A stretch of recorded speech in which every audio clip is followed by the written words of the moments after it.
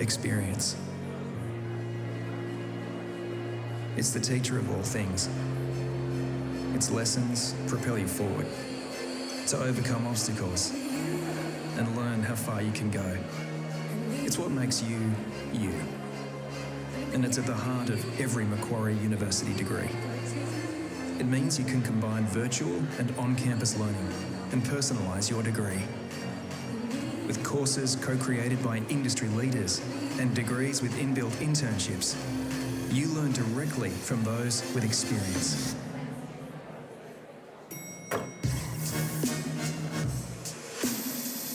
When you're powered by our collective, you get the experience you need to get ahead. You become more than just you.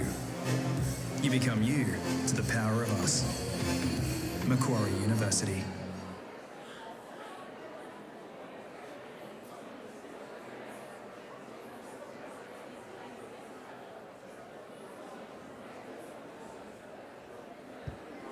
Good morning.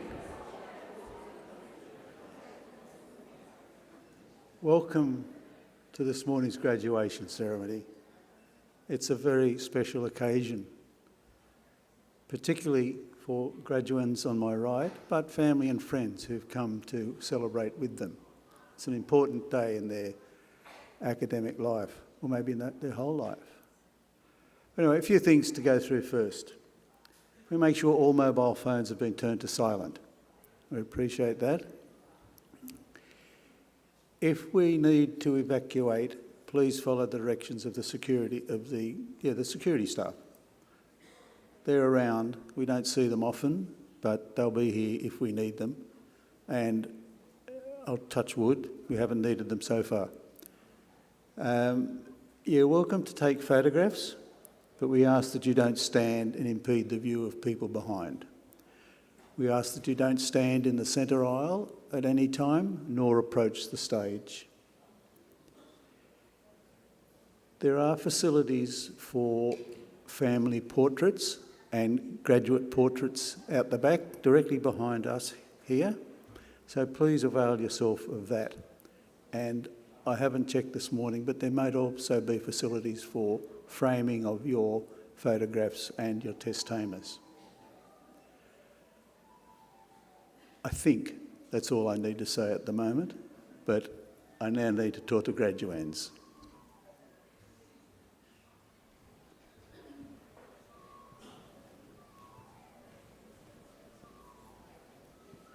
Graduands, welcome. Welcome. Big day, isn't it? Been looking forward to this for a couple of years at least, 3 maybe at the minimum, but 4, 5 or 6 maybe, I'm not sure. But you need to be here. That's what I say, to graduate you need to, well, you don't have to be here to graduate. You can be absent and graduate, but it's important that you are here now today and be part of this ceremony. So apart from graduating, what's the process? Well, shortly the academic procession will enter the hall. You'll be asked to stand. They'll take their seats and the national anthem will be played.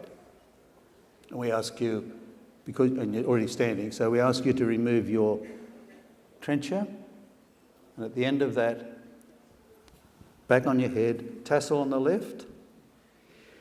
Don't worry, there'll be some helpers around the back that if this has gone walkabout, they'll find it for you and put it in the right place. Okay, so you'll sit down after that.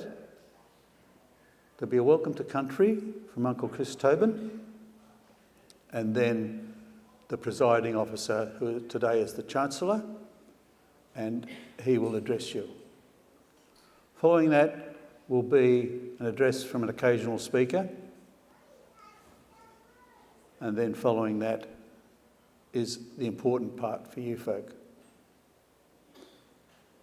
You'll be asked to stand for this part. At the moment, you are graduands, okay, ending in NDS. It's now when you become graduates, ending in TES. It's a formality, because I know some of you have probably graduated, if not here before, then at another university. And I'm sorry for that. So, as I say, you'll be all standing, you become graduates, and the presiding officer will seek assurances from the acting registrar, who will be standing at that lectern, that you've satisfied all the requirements for the award of your degree. I think you're all smart enough to realise that you have. Okay, you wouldn't be here if you hadn't. So as I say, you'll be standing, the presiding officer will confer your degrees upon you. You sit down, an usher will collect the last row. We work from back to front. So you go around the back, I'll be there. We'll check your name and we'll give you one of these. In the folder is your testamer. Okay? You'll be asked to walk up the ramp at that side and you'll come out that opening there. Somebody will be there and they'll check your name again. And you'll be asked to walk across towards that lectern over there, where the presenting officer will read your name. And we ask you to stand in, there's a cross on the floor. We ask you to stand there because the presenting officer has a list of your names, but they like to turn around and just double check. And they can read the name here. Okay? So then you walk across, read your name, you walk across, presenting officer will read your name. Now, is anyone here, I know we have a PhD candidate, is anyone here who has a Masters of Research? Okay. Presenting officer will read your name, then read the title of your thesis. Okay? Only then will you start to walk across the stage. Okay. Now, once they've done that, they will acknowledge you by touching their bonnet or trencher. Then you can walk across the stage. So wait for that, okay? If you happen to sort of quick off the mark, don't worry, it's okay. Now, just a couple of things here. If you come across here and you realise that, oh, I didn't do that, don't worry, you don't have to go back and have another go, okay? Just keep coming across here. There's a couple of crosses here on the floor. Presiding officer will be there and shake your hand. If you don't want to shake hands, just do that. Okay? Official photograph. Oh, he's not here. Oh, I hope you have your official photograph here. Anyway, we ask you to hold that like that, so that's part of your photograph. Okay? It's usually a camera sitting on one of those chairs. Oh well, maybe if you left it at home. Right, official photograph. Now emphasis on the word official. Official, not official, official. It's the one and only photograph for your graduation, the official one for your graduation. And why I emphasise that is that we wouldn't make sure you smile for it. Okay? Smile for it. Why I'm sort of talking about this is that when you go out at the end of the ceremony and you go to collect and pay for your photograph, you look at it and say, oh, I don't like that. You can't come back and have another shot at a photograph. Okay? So it's the one and only. So make it the best photograph you've ever had taken. And at least I ask that you smile. Okay? Walk across here, through that opening, round down the ramp and back to your row. Now, you won't necessarily, and probably 99% chance that you won't be in the same seat that you are in now. Because first out, first back. So what you want to do is when you get to your row, is just keep walking along that row until you come to the next available seat.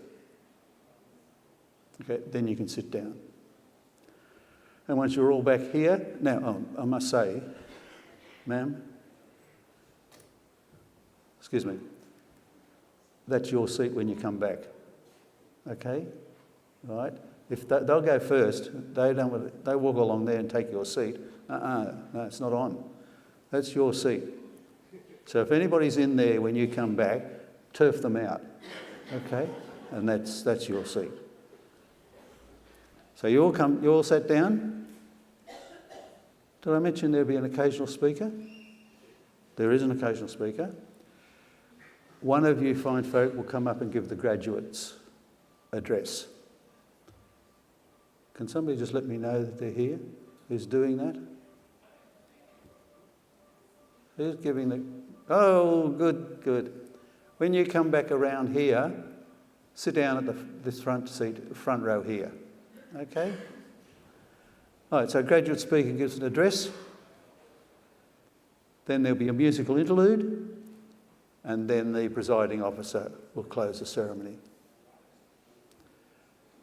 Academic procession will exit down the centre aisle. We ask graduates to follow 2 rows at a time, out through the centre door, round the side, and you can meet your family and friends out there for refreshments. Light refreshments. Okay? Don't forget, it's not a lunch. Okay, it's just refreshments. One other thing. Now, mobile phones. I didn't bring mine. I mentioned here, make sure they're turned to silent. If you have a mobile phone and you have a pocket, please put it in your pocket. And what I'm saying is don't leave anything behind. Okay? Put it in your pocket. If you don't have a pocket, bring it with you around the back. We'll put it in your left hand and we'll put that in front of it like that. Okay? And one other thing, while you're on stage, please, no selfies. Okay? We appreciate that. It's not a deadly solemn occasion, but it's an important one. So, no selfies. But of course, once you're outside, you can take as many selfies as you like. And the digital media will be overflowing with pictures of people in black clothes. Facebook, oh, look at it, it's going to be flooded with pictures of graduates. Anyway, look, enjoy today, have fun. It's a great occasion. And again, my congratulations.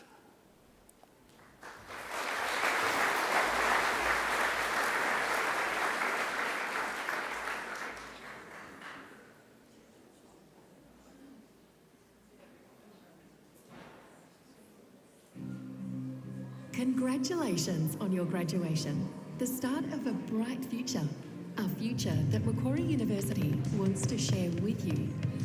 As a graduate, you are now part of our alumni community, a vast connected network that spans the globe, with thought leadership and networking events, locally and around the world, where you can connect with other alumni, find a future employer or employee. Also, as part of the alumni community, you have access to a wide range of benefits, including special discounts, free access to the library for life, an alumni e-magazine, special events, networks, and career and professional development opportunities. We celebrate and champion our graduate stories and achievements, so stay connected and stay informed. Graduation is an amazing milestone and one step on a lifelong partnership with Macquarie. That's you to the power of us. Stay connected by letting us know where your journey takes you. Simply update your details at mq.edu.au/alumni.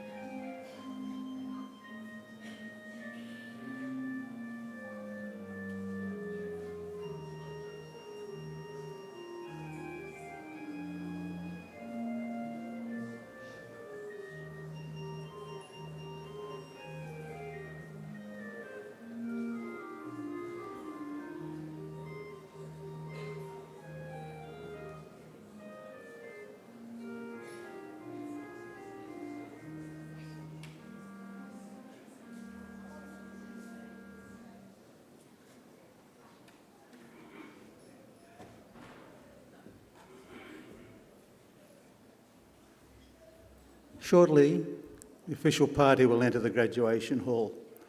When they've taken their positions on stage, Advance Australia Fair will be played, and we invite you to join in the singing of the national anthem. Could you please stand for the academic procession?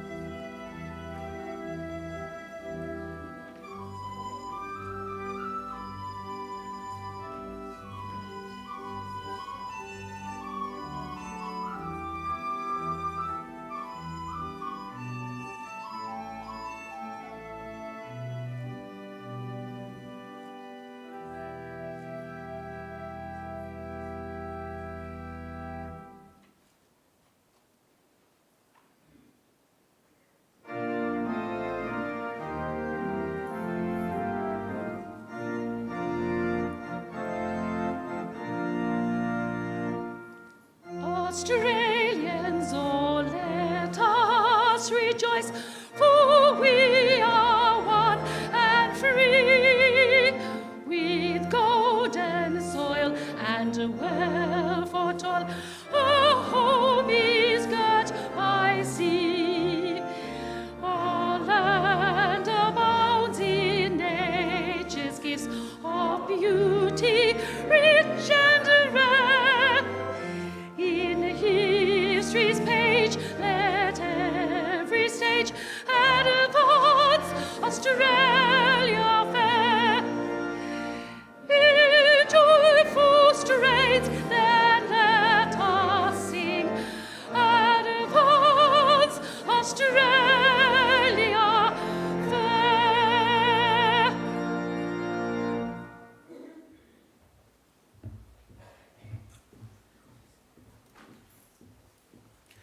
Please be seated.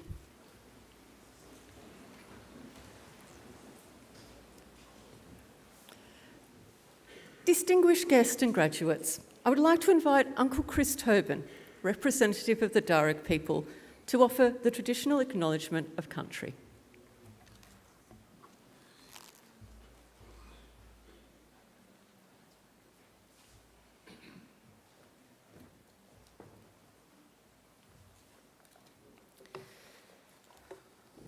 Thank you.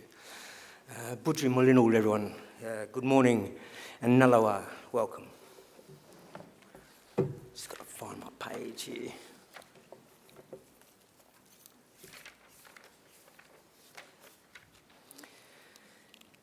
Thank you.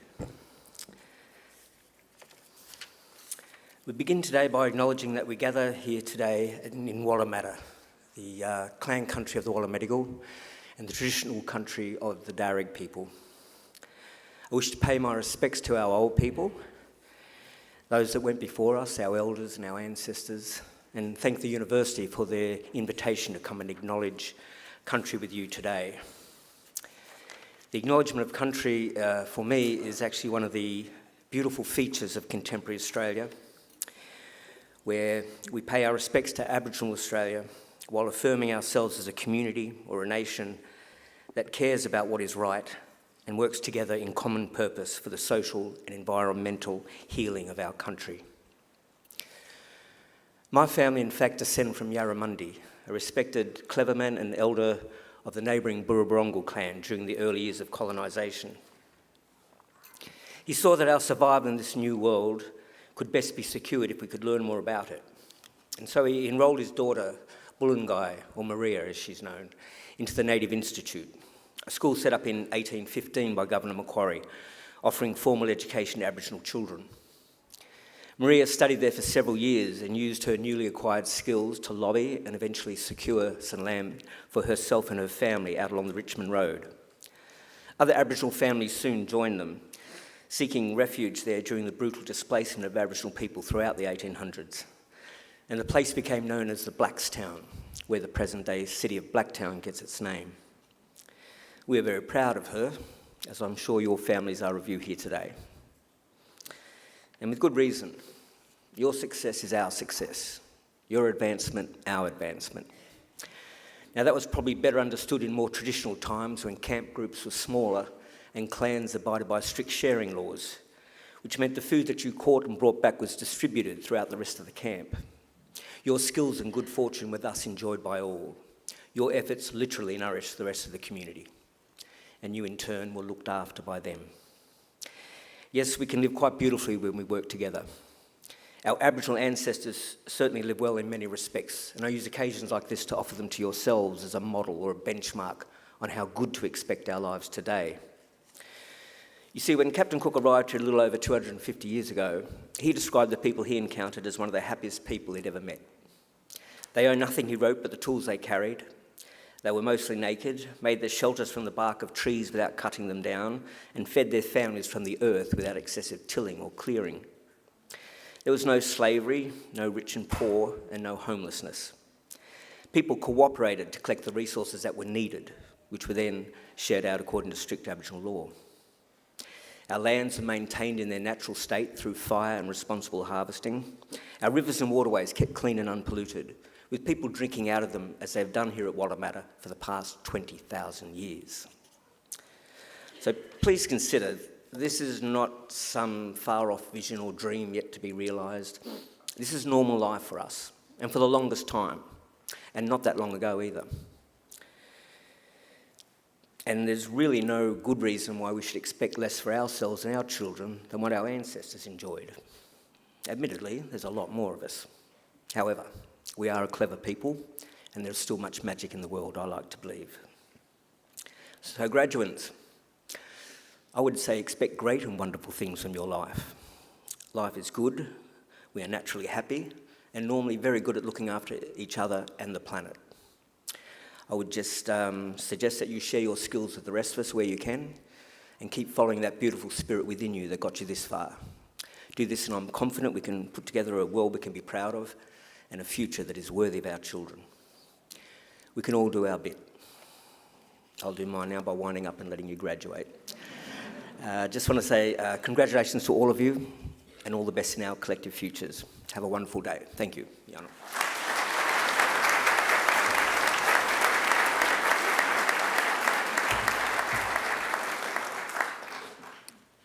I'm pleased to introduce Chancellor of Macquarie University, Dr. Martin Parkinson, AC.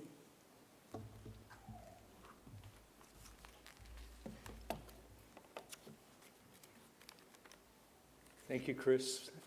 As always, apologies. As always, you do us a great honour participating in our graduations. And so on behalf of everyone here, I'd just like to thank you again for your contribution to this university and this community. Ladies and gentlemen, acknowledging country in the form we've just heard from Chris is a reminder of the long history of the land on which we meet, of its custodians, the Darug people, and the charge they've given to us, which is to use this land well for teaching, learning and discovery. And I would like to add my acknowledgement to that of Chris. Beawu Bujari Wallamatikul, Yurin Darug Nurin. I speak well of the Wallamatikul people of the Darug Nation. Nairu Yorubang Ji Nurian, the people who belong in this country. Bayawil Gulbanga Guunigang Yura Guragal Yagu. I pay my respects to elders past and present. Unima Gulbanga Darug Yura Bujari Gumurwa. I walk with and respect the Darug people, and I hope that you join me in that. Let me start by welcoming today each and every one of you here to the Wallamadigal campus of Macquarie University. Most importantly, though, I want to offer warm welcome and hearty congratulations to our graduates, soon-to-be graduates. This is a magnificent occasion of celebration, and it's your celebration. Completing a degree is never easy. It requires determination, perseverance, hard work, and dedication to purpose. Each and every one of you here should feel incredibly proud of your accomplishments, and I can assure you that we, the university, are incredibly proud of everything that you've done, the contributions you've made, the efforts you've made, and it's so incredibly pleasing for us to be here seeing you on this day. Now, many of you are fortunate enough to be joined by family and friends here in the audience. For others of you, this may not have actually been possible. But for all of you, even in the most challenging moments of your study, these people, your colleagues, your family, your friends, your community, will have made your journey easier. So to all the family and friends of our graduates, let me welcome you here to Macquarie. We've got a number of small children in the audience, and I just want to say right at the outset that you are especially welcome. Parents often get a bit nervous if the little ones make a bit of noise and they try and brush them out. No, this is a celebration, and we want everybody to be part of it. So if the little kiddies want to run around, make a bit of a commotion, that's fine by us. They are, after all, your successors as our graduates. So we're very keen to have small children here. To our graduating students, the support you've received is a reminder that while our individual efforts are really important, what ultimately matters in terms of what we achieve in life is what happens because we support with and work with one another. We really are a community, and we need to consciously keep focusing on that point. We are, echoing Chris, truly stronger together. And it's important to remember that commitment to mutual support, especially in times of great turbulence. Every generation thinks that the time they live in are particularly complex, but there's no doubt in my mind that we confront a remarkably complex environment today, the most challenging in 3/4 of a century. We face an unprecedented, complex and fraught strategic and economic environment internationally. One that's more volatile, one that's more contested, and one that is more fragmented than in any of our history. One where institutions and structures that we have become to rely on are under attack. And unfortunately, not just attack from without, but also from within. These challenges are exacerbated, amplified and reinforced by rampant social media and a rapidly changing technological landscape, where cyber, AI, materials science, bioengineering, quantum, you name it, day by day, there seems to be breakthroughs, and we struggle, all of us, to keep pace with that. So it's no wonder, in many ways, that social cohesion, the sense of what is right and wrong, what is fair and proper, and tolerance are fraying. Yet how we as individuals, communities and countries navigate these challenges will be central to our shared prospects for peace and prosperity, no matter where we live. For our graduands, soon-to-be graduates, I hope that your education experience, both here at Macquarie and what preceded that, has strengthened your sense of the importance of working together for the betterment of our communities, our nations, and the world. As you go out into the world, your life is going to be filled with minutiae. Minutiae is not unimportant. It's absolutely central to our lives. It's our families, it's our jobs, it's our friends, it's our activities. So never think that that is not your priority. But at the same time, I'd urge you to put aside some time to keep reflecting on a few other issues. How can I, as a graduate of Macquarie University, help navigate through times of turbulence? What is my responsibility as a graduate and as a scholar to contribute to a better world? How can we all engage in dialogue, respectful dialogue, as members of the Australian community or as members of communities of other countries, or indeed as members of the global community? Now, more than ever, I think respectful engagement and constructive dialogue are going to be central to solving the big problems that we face. I hate to say it to you, but you are the generation that's going to have to navigate this. Some of us are at a point in our life where we've been through these sorts of journeys, but you're the ones who are stepping out into the world now, and you're the ones who are going to be making the decisions over the next 10, 20, 30, 40, 50 years. And so how you navigate is going to be critical. So I'd urge you to draw on the skills and the experiences that you've gained all the way through your education journey to help you navigate those challenges. I would encourage you to be willing to share your skills and knowledge and to bring your experience to the table. We have to all be prepared to continue to intellectually grow, to be good listeners, to learn from others, and to respect a diversity of views. I would encourage you all to remain curious, to be a lifelong learner. I love this quote from Mark Twain. He said, 20 years from now, you'll be more disappointed by the things that you didn't do than by the ones that you did. Throw off the bowlines, sail away from the safe harbour, catch the trade winds, and sail, explore, dream, discover. In short, be optimistic, challenge yourself, seek challenges for yourself, and take calculated risks. Accept that there will be differences of opinion, even amongst people who share similar motivation. Differences of opinion are not a problem. They're to be celebrated.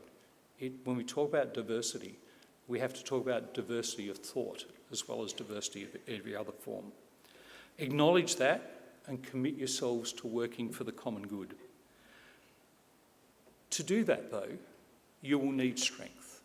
And again, I'll quote a great African-American writer and Nobel Prize winner, Toni Morrison, who told another university gathering in 1996, and I quote, "Service to the individual, to the government, to the world requires unwavering commitment to intellectual freedom, to virtues already being debased by apathy or mindless rage, virtues of integrity, honour, faith, selflessness, and courage." I think these are wonderful words, and I would urge you to hold them and to live by them. Now, soon, that's the sort of all boring part, right, where I sort of get all heavy. Soon, it's going to be my honour to confer your degrees and to welcome you into the ranks of the Macquarie University alumni. But first, it's my great pleasure today to announce that our ceremony is going to honour, in accordance with the resolution of the University Council, someone who has personified that commitment of service that I discussed. Service to the community and to the world. Today we're going to welcome the Honourable Julia Gillard AC for admission to the degree of Doctor of Laws, honoris causa of Macquarie University.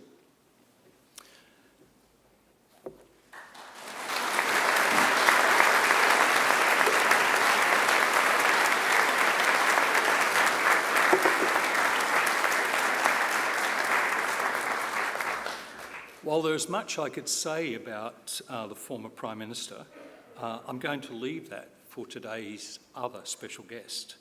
We're going to depart from the tradition of an officer of the university reading the citation to invite Her Excellency the Honourable Sam Mostyn, AC, Governor-General of Australia, who's joined us to honour Ms Gillard. I'm going to invite the Governor-General to take on that role in a moment. Like Ms Gillard, the Governor-General has had an amazing career. She's long been admired as a businesswoman and community leader. She has a career spanning business, sport, climate change, the arts, policy and the not-for-profit sector. Her leadership has been felt across Australia's most important institutions. She chaired the boards of Aware Super, Beyond Blue, the Climate Council, Australians Investing in Women and the Foundation for Young Australians, amongst others. She's also a powerful advocate for women in sport. She was the first woman appointed to the AFL Commission. She championed the creation of the AFL Women's League and she co-founded the Minerva Network, which supports professional female athletes. Her contributions to public life are equally extensive and I could go on, but I'm not going to. And I will ask your indulgence on one thing. She is a Sydney Swans fan and she's passionate about it, but don't hold that against her. Right? On that note, I'm going to invite the Governor-General.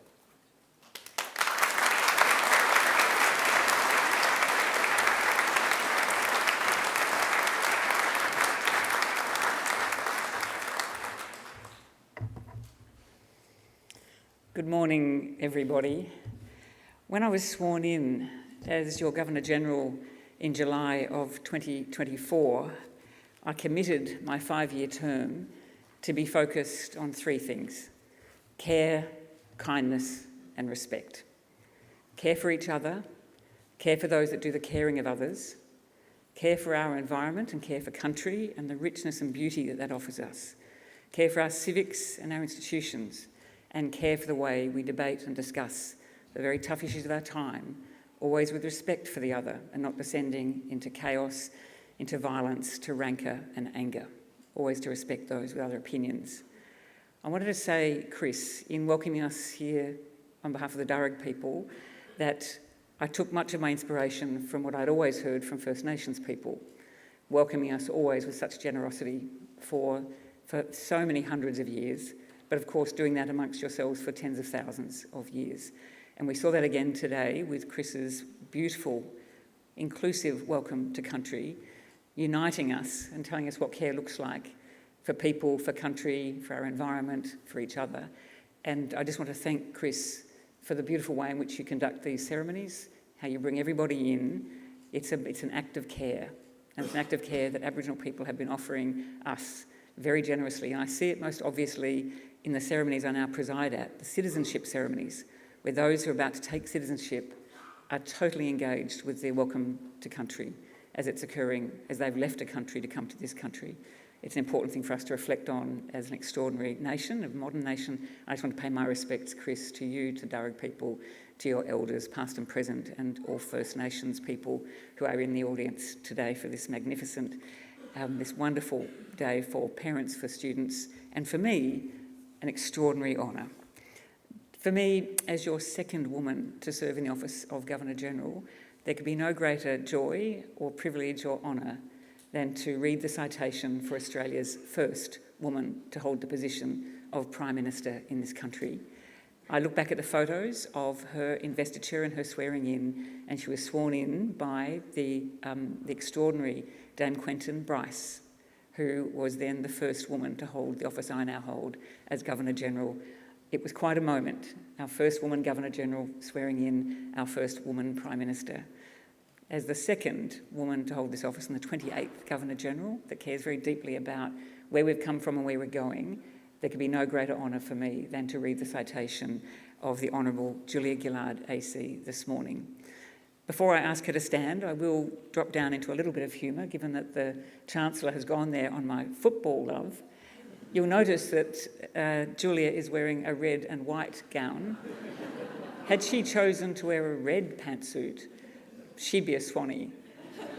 But of course, Julia Gillard and I share something fundamental. We both love Australian rules football, we always have. And Julia has been a lifelong member and supporter of the Footscray Football Club, otherwise known as the Western Bulldogs in Melbourne, and their colours are red, white and blue. So I think Julia is representing many in the community today. I don't think it was deliberate, but I like the touch that the Bulldogs may well be here.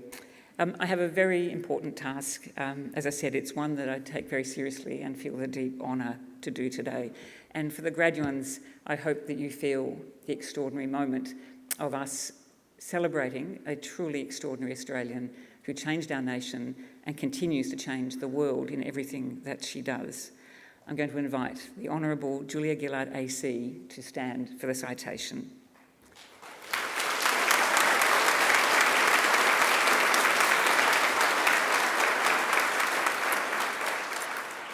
The Honourable Julia Eileen Gillard AC served as the 27th and still only woman Prime Minister of Australia and leader of the Australian Labor Party from 2010 to 2013. She was previously Deputy Prime Minister of Australia, importantly and significantly and fundamentally Minister for Education. She was also Minister for Employment and Workplace Relations and Minister for Social Inclusion. Ms Gillard was born in Wales in 1961, migrating to Adelaide in 1966. She studied at the University of Adelaide and the University of Melbourne, from which she graduated with a Bachelor of Laws in 1986 and a Bachelor of Arts in 1989. Ms Gillard joined the law firm Slater and Gordon in 1987, becoming a partner specialising in industrial law in 1990. Ms Gillard was central to the successful management of Australia's economy during the global financial crisis. She was instrumental as Australia positioned itself to work within the new Asian economic environment, notably upgrading our relationships and ties with India and deepening relationships with Japan, Indonesia and South Korea. Nation-changing policies, and there were many, delivered under her leadership. Today, importantly, for the purpose of us being here at a university, included reforming Australian education at every level and then creating an emissions trading scheme long ahead of the debates we now have on how we transition to the new economy. The provision of healthcare, aged care and children's dental care was improved, and the National Disability Insurance Scheme, one of the most profound things we should be proud of, and the National Broadband Network were launched under Julia's leadership. In 2012, as many of you would know and would be able to almost recite, I imagine, Julia received worldwide attention for her speech in the Commonwealth Parliament on the treatment of women in professional and public life. The reverberations of that speech continue to race around not just Australia, but the world, and she set a tone for us to discuss the relationship between men and women, not just in public life, but wherever we are, which has set a standard that everyone continues to cite. Since retiring from politics, it is not unusual that Ms Gillard has continued to be a global and Australian advocate. She advocates for education, gender equity and mental health, amongst many other very important reforms. Her philanthropic activities since leaving politics have included chairing Beyond Blue from 2017 to 2023. I was very proud to be the successor to Julia as chair of Beyond Blue, and just wanted to follow in her footsteps in putting mental health and mental wealth at the centre of our nation's future. She also chairs the Global Partnership for Education, has patronage of many organisations supporting disadvantaged youth and children through education and other opportunities. She's been an author. She authored My Story, an account of her time as Prime Minister, Women and Leadership, Real Lives, Real Lessons, and she published Not Now, Not Ever, 10 years on from the misogyny speech. It's a very good read and important to see what has happened since. In 2018, Ms Gillard became the inaugural chair of the Global Institute for Women's Leadership at King's College London, where she now spends quite a lot of her time. Continuing with her global impact, which is extraordinary, in 2021 she was appointed chair of the global charitable foundation Welcome, which supports science to solve urgent health challenges. And from 2022 to 2023, Ms Gillard committed herself back to this country and led South Australia's Royal Commission into Early Childhood Education and Care. She is a Distinguished Fellow with the Centre for Universal Education at the Brookings Institution in Washington, an Honorary Professor at the University of Adelaide, and patron of the John Curtin Prime Ministerial Library in Perth. She's also a world-renowned podcaster. She launched her podcast just on 5 years ago, called A Room of One's Own, a tribute to a writer who had always sought a room of their own to have conversations that otherwise do not occur. If you haven't listened to A Room of One's Own, do jump on the podcast. It's been 5 years of talking to some of the world's most important people in long-form conversation. And for those, as the Chancellor suggested, remain curious, your curiosity may be sated by listening to some of those wonderful conversations. I was one of those people who spoke to Julia before I was sworn in as Governor-General, but I'm the least interesting person on the podcast, I can assure you. Ms Gillard was appointed a Companion of the Order of Australia, our highest civilian honour, the AC, for eminent service in 2017.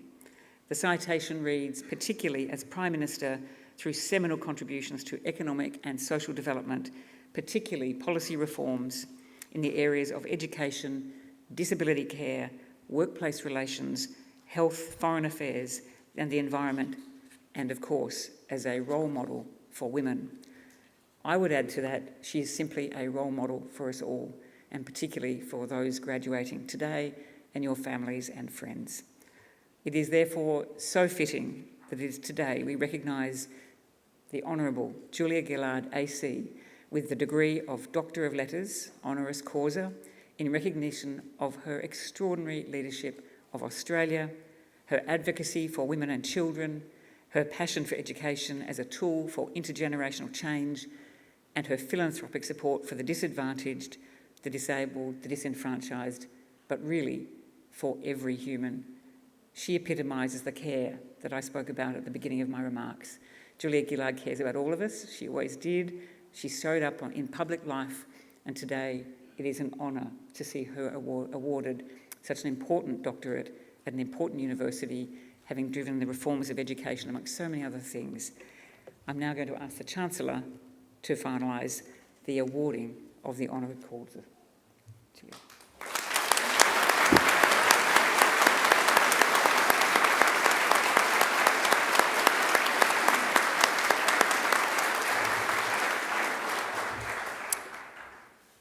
The Honourable Julia Eileen Gillard, AC, in the name of the Council and by my authority as Chancellor, I wish to admit you to the degree of Letters, Doctor of Letters, honoris causa. Dr. Gillard.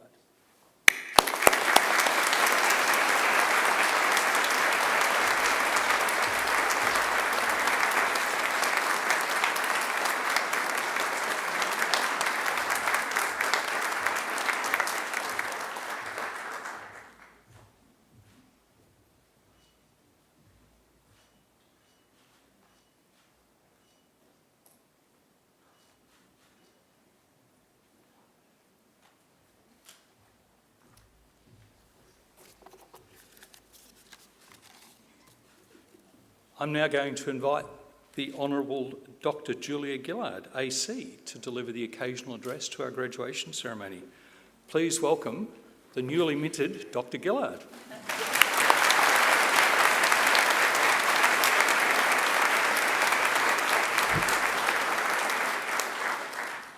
Thank you very much. I acknowledge the traditional owners of the land we gather on today. I am too very grateful for the welcome to country that we received, and I pay my respects to elders past, present and emerging. I acknowledge the Governor-General, Her Excellency, the Honourable Sam Mostyn AC, and thank her for her very kind remarks.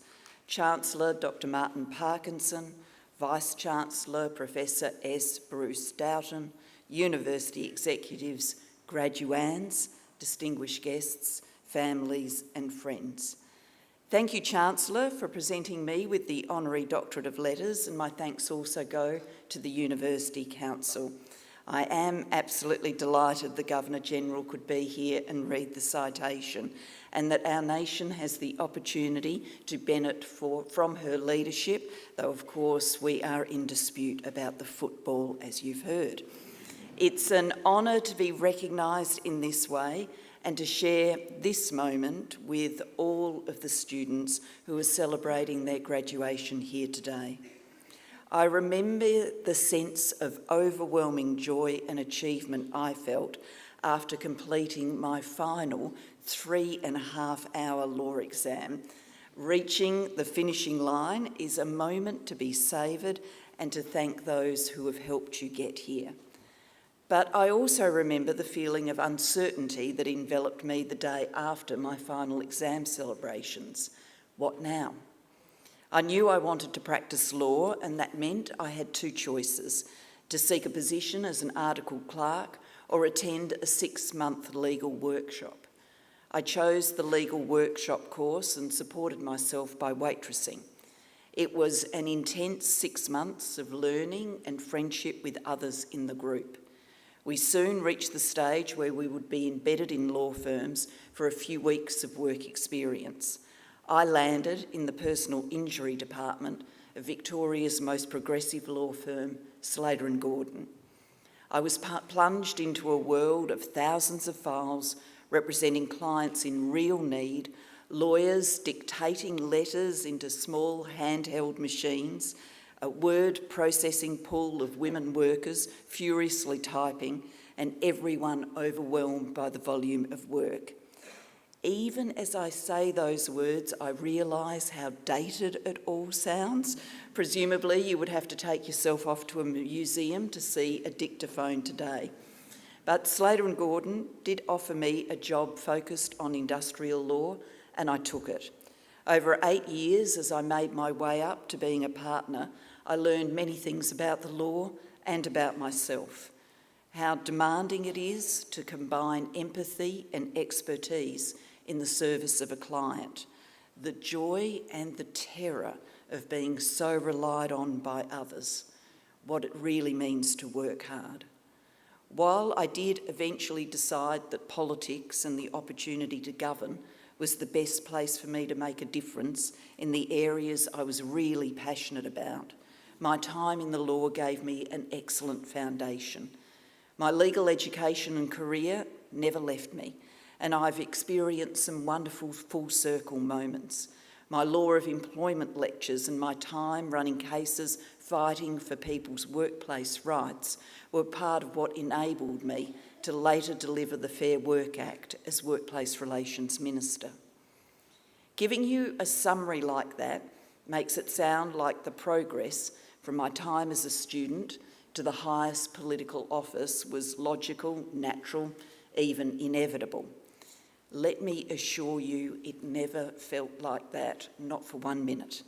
When I decided I wanted to run for Parliament, it was not smooth sailing. I was unsuccessful in so many attempts at pre-selection in the Labor Party that honestly I've lost count of them.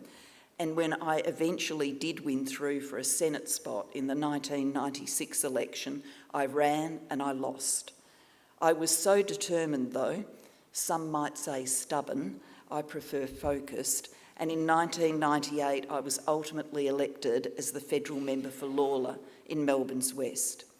What kept me going in those early years of knocking on doors only to have them literally slammed in my face, and right through my time in politics, were wonderfully supportive family, friends and colleagues, and a defined sense of purpose. I was clear about the values driving me and how I wanted to put those values into action. As Prime Minister, I even went to the extent of writing out my purpose and keeping that piece of paper with me to steady me in the harder times. I encourage all of you as you begin this next thrilling chapter of your life to try a similar exercise. What do you value most in life for yourself and for others?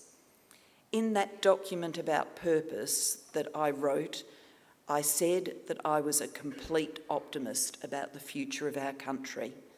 In the 15 years since, that has not changed, though it's rational to feel daunted by the scale and complexity of the issues that confront us. But in the words of Nelson Mandela, change always seems impossible until it's done. And it gets done by human beings, by people like you, who in the space of a few minutes can flip from feeling energised and confident to being overwhelmed and full of self-doubt and back again. Please don't let that swing of ordinary human emotions, which we all share, hold you back or slow you down. You leave this ceremony not just with a degree in your hands, but with all the tools you need, a disciplined mind, an understanding of the rules and norms that shape our world, to strengthen our nation's democratic institutions, uphold the rule of law, and drive positive change in our society. In an era of fragmented attention, declining trust, and profound challenges, your attributes and capabilities are needed more than ever. So, go out and save the world. But before you do, relish this moment of joy and achievement. You should all be very proud of yourselves. Thank you again for having me here today. It's a real honour, and my deepest congratulations to all of you. Thank you very much.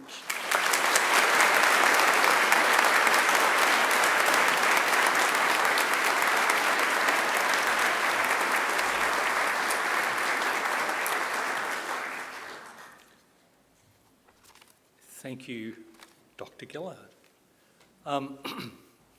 So how are you feeling now that you've got to go out and save the world? Inspired, confident, daunted? Look, that's life. It's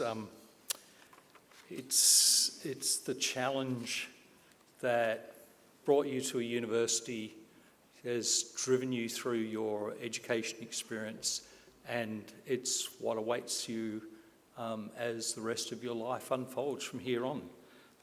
And all I can say is that I think you as a generation are incredibly well equipped to go forth and lead. So I want to just echo what former Prime Minister Gillard and the Governor-General have said in terms of the confidence and faith that we have in you and your generation to pick up the mantle and make the world a better place. Now, as Chancellor, I especially look forward to presiding at ceremonies such as today's and conferring degrees on those who have complied with the university requirements for such awards. I'm now going to call on our Acting Registrar, Dr. Belinda Tiffin, to formally certify the eligibility of those who have met the requirements for these awards.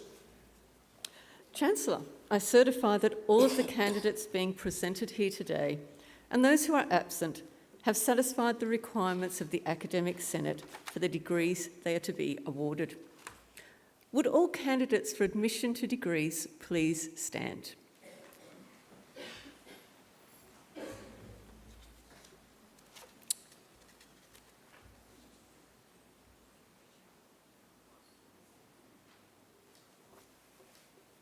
Ladies and gentlemen, in the name of the Macquarie University Council and by my authority as Chancellor, I admit each of you present and those who are absent to the degrees for which you have qualified. Congratulations, well done.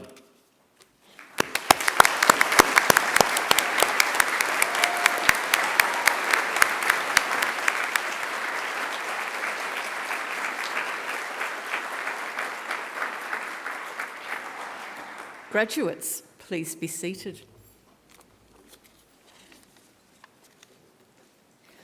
Chancellor, the graduates at this ceremony are from the Faculty of Arts. I now call on Professor Lise Barry, Dean, Macquarie Law School for the Faculty of Arts, to present the graduates. Professor Barry. Chancellor, The graduates at this ceremony are from the Faculty of Arts. Students and staff from the Faculty of Arts develop critical, inquiring and curious minds. They work together within and across disciplinary boundaries to ask questions about socially complex problems. They identify paths of research, analyse and communicate ideas in creative formats, and reflect on the skills and knowledge they need in order to understand the world, past, present and future. Students are encouraged to use their skills and talents to connect with local and global communities. This faculty includes research and study areas in ancient history, anthropology, education, English, geography and planning, Indigenous studies, international studies, law, media, music, communication and cultural studies, modern history, politics and international relations, philosophy, sociology and security studies, and criminology. Through transformative education, Faculty of Arts graduates are equipped to face societal challenges with a deep, evaluative mind, strong reasoning, and a well-established ethical compass. They explore their creativity and passions while developing transferable skills like communication, critical thinking, and digital literacy. These skills are extremely sought after by employers. To our graduates, as you reflect on the last few years, I'm sure you'll agree that Macquarie University is home to a wonderful community of people. The relationships and networks you've formed will continue to serve you well into your future as professional contacts, as academic mentors, and as lifelong friendships. Thank you.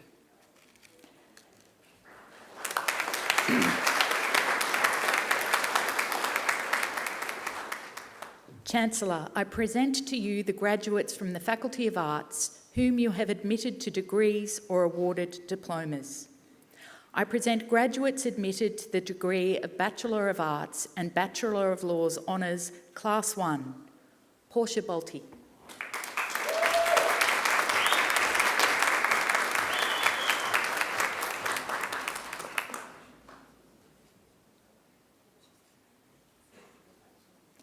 Nikita Burns.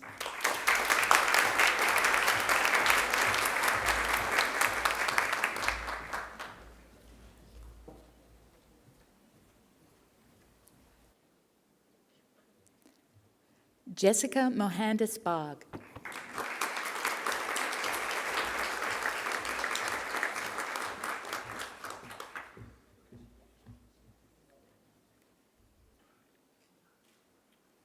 Rabia Iman Rasul.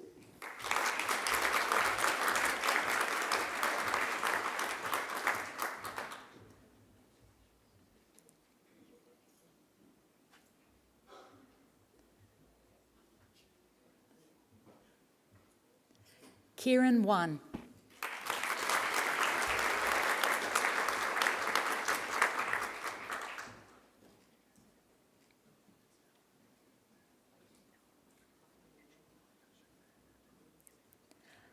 I present graduates admitted to the degree of Bachelor of Arts with the degree of Bachelor of Laws Honours Class 1, Imogen Bryant.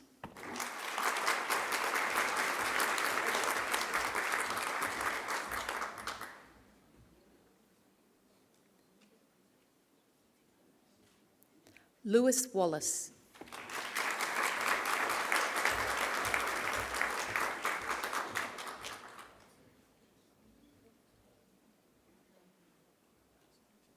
I present graduates admitted to the degree of Bachelor of Commerce and Bachelor of Laws Honours Class 1, Nathan Luck.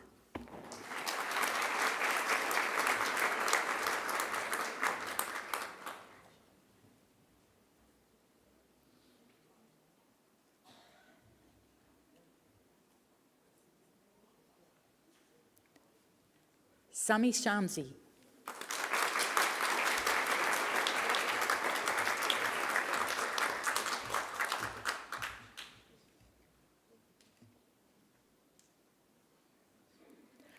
I present the graduate admitted to the degree of Bachelor of Media and Communications and Bachelor of Laws Honours Class 1, Lillian Maxwell.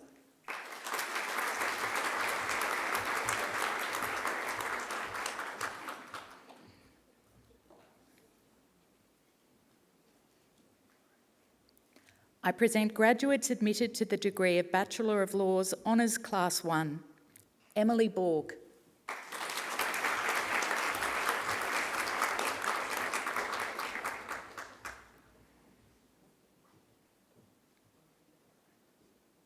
Gloria McCarr.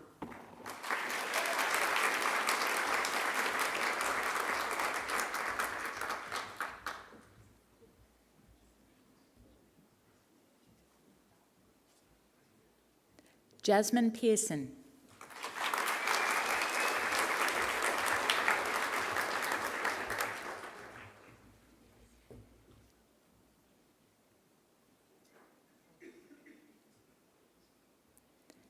Aisling Salvador.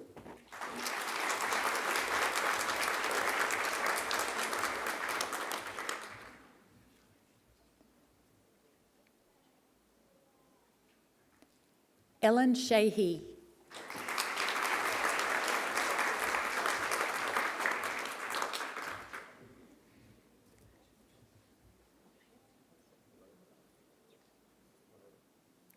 I present graduates admitted to the degree of Bachelor of Applied Finance and Bachelor of Laws, Sia Gupta.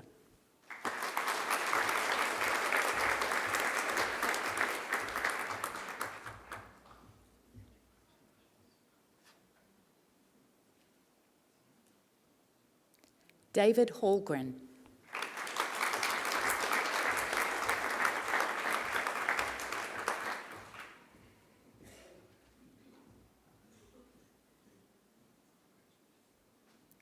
I present the graduate admitted to the degree of Bachelor of Applied Finance with the degree of Bachelor of Laws, Jacob Paola.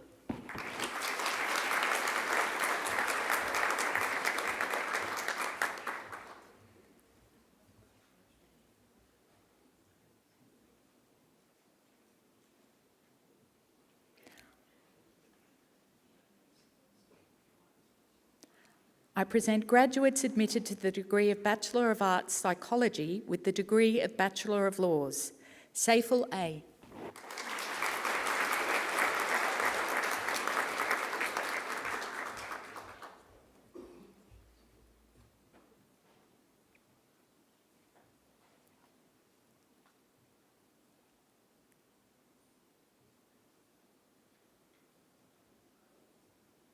Meshi Stuma.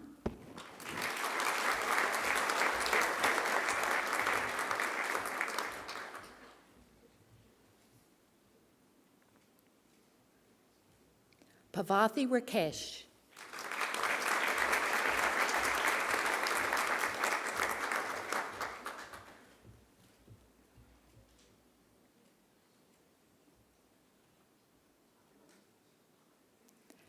Hayley Rogers.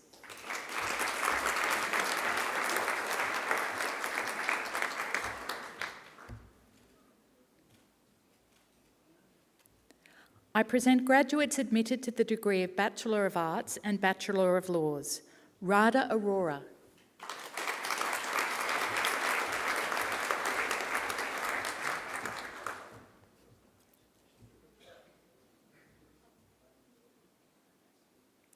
Mia Attard.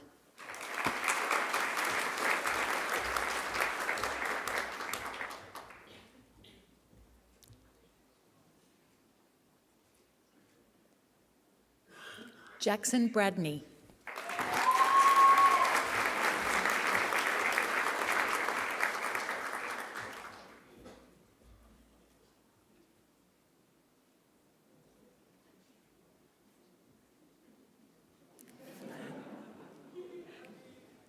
Caleb Cambridge.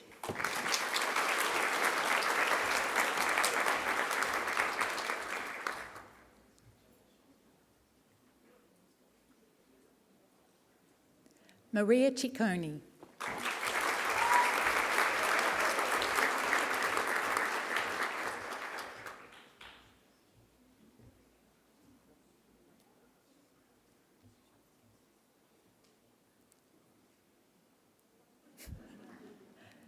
Darcy Collins.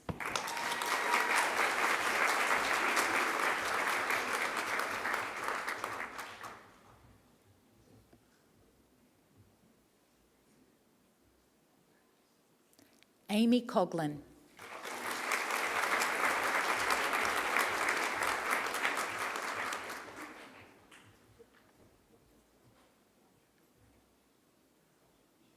Rihanna Gibson.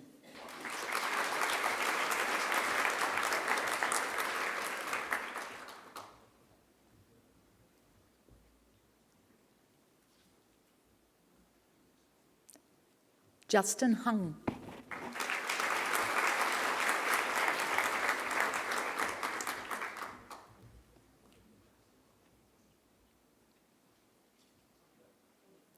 Josephine Maltese.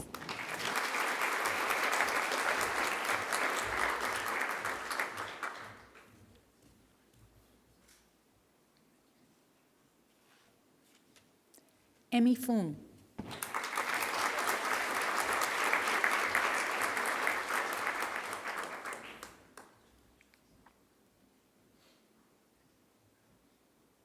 Jonah Rogers.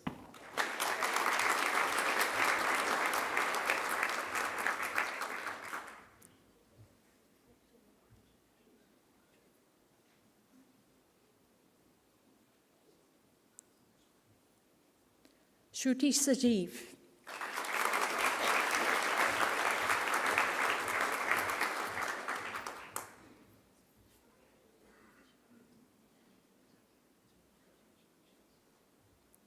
Harini Somasandaram.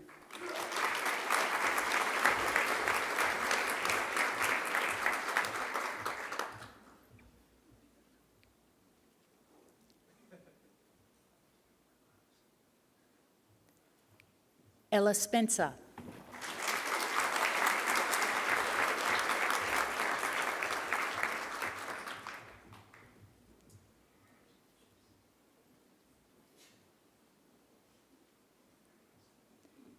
Simran Suvana.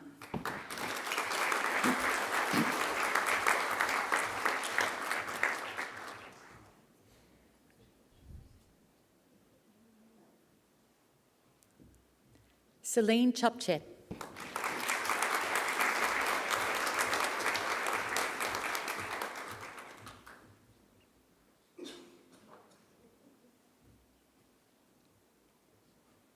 Jasmine Tracy.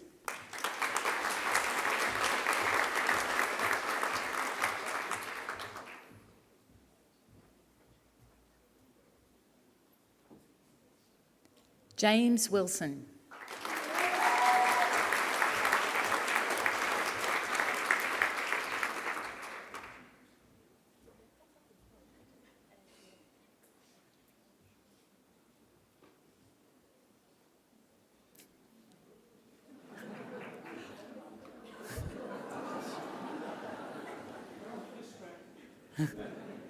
Leo Zhang.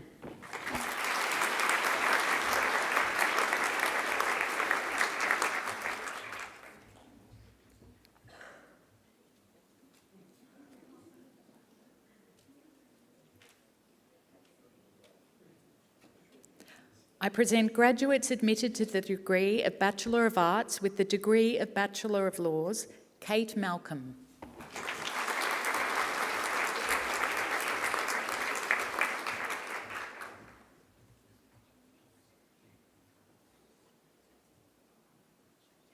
Kate Mitchell.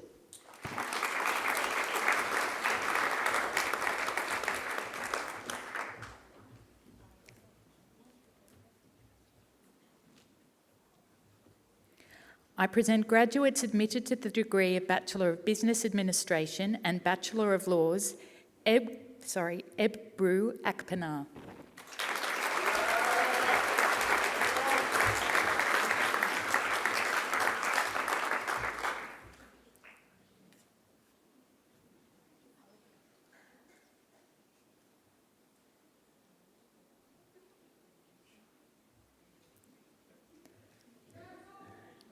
Ryan Lysart.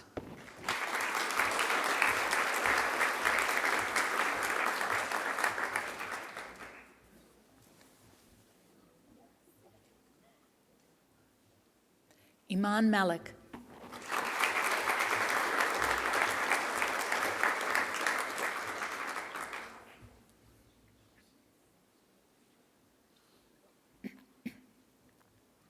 I present the graduate admitted to the degree of Bachelor of Business Administration with the degree of Bachelor of Laws, Matthew Pellegriti.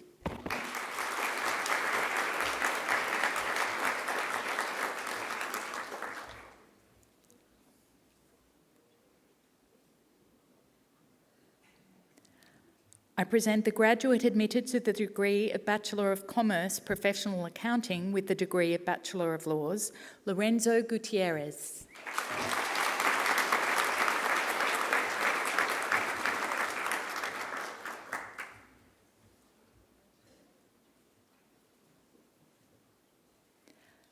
I present graduates admitted to the degree of Bachelor of Commerce and Bachelor of Laws, Samuel Anderson.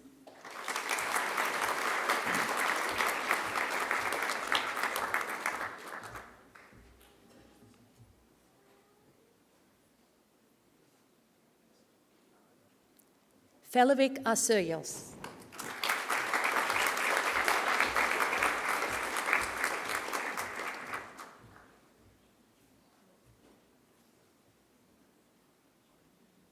Aya Becker.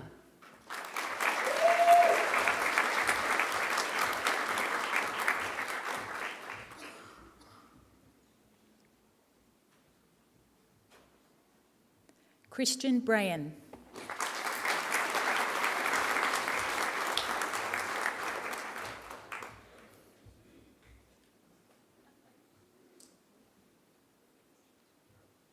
Kurt Kalmer.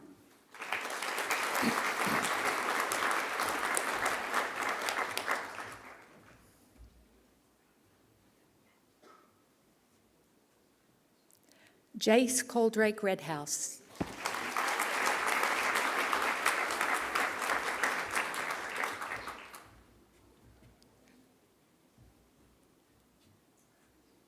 Ramson Dello.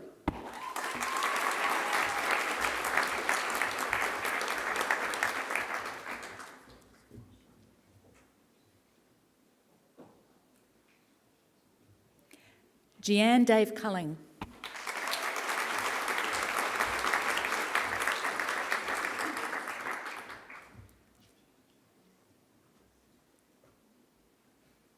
Christian Dennis.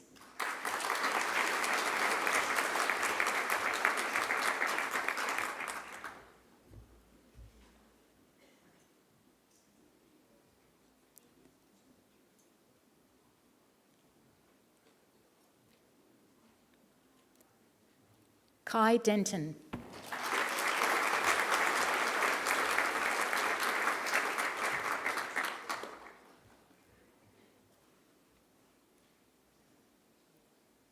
Rahul Desai.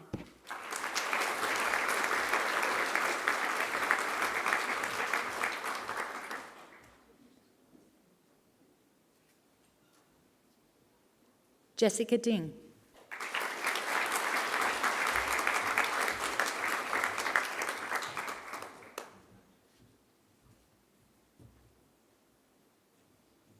Cleo Doe.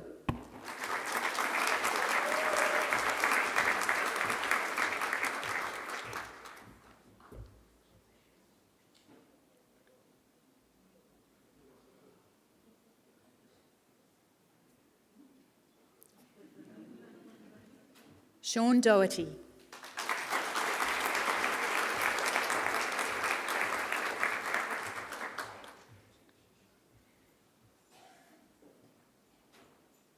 Joanna Economou.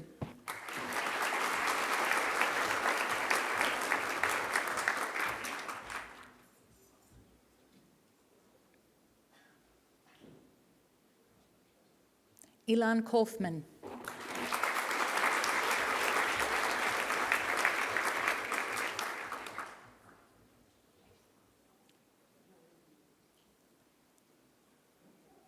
Tia Khan.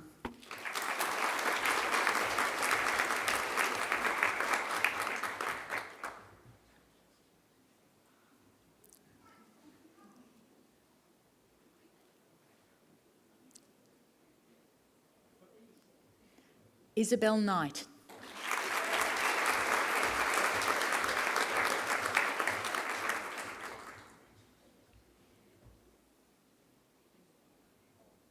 Vishal Kumar.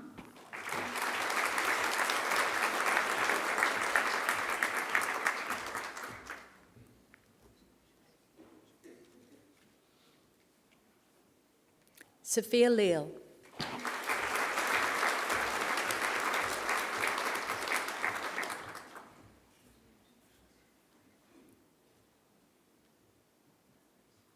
Syed Mirsad.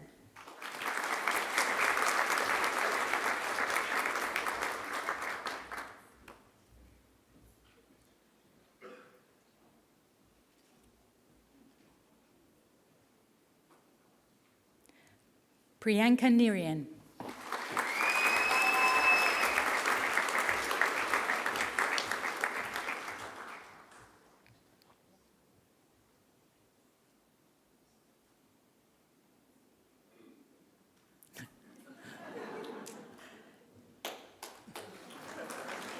Kalani Orr.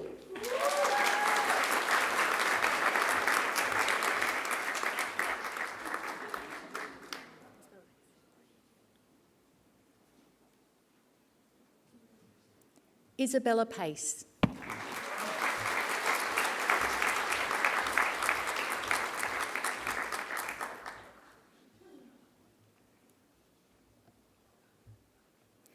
Unjali Premkumar Manangan.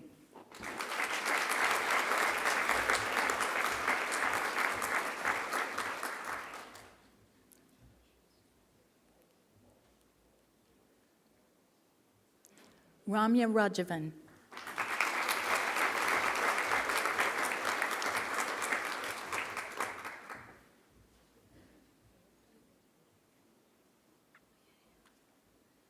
Anushka Rawal.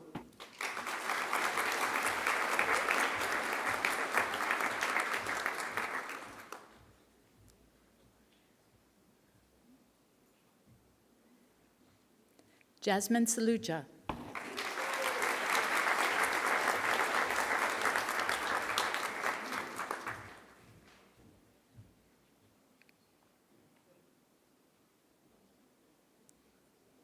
Hilary Sarangaya.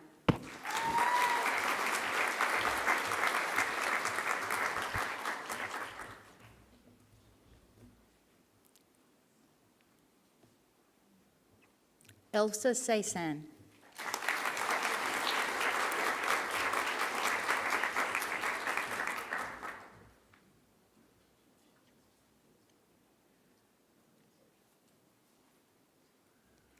Tamsin Sharp.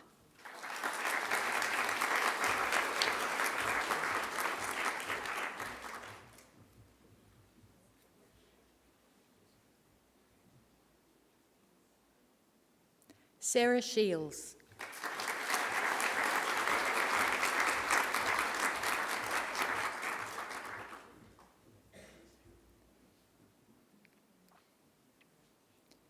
Xavier Wall.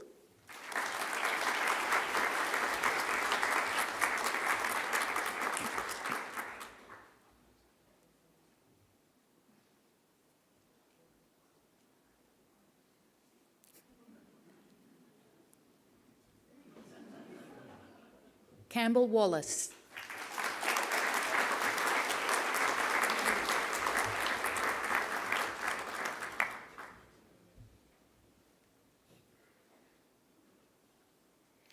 I present graduates admitted to the degree of Bachelor of Commerce with the degree of Bachelor of Laws. Benjamin Gorman.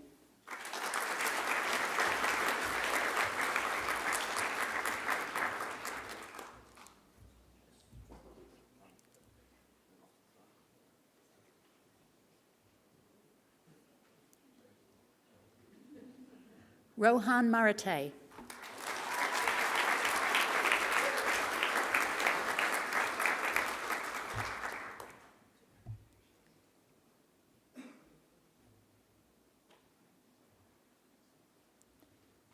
Michael Sintomenas.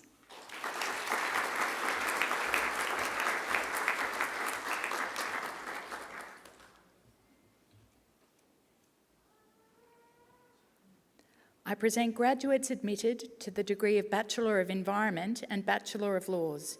Juliet Petro.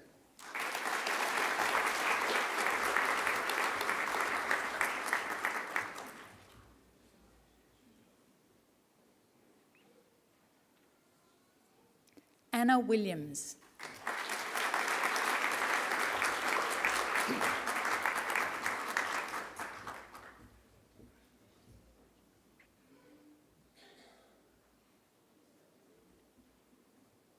Samuel Baker.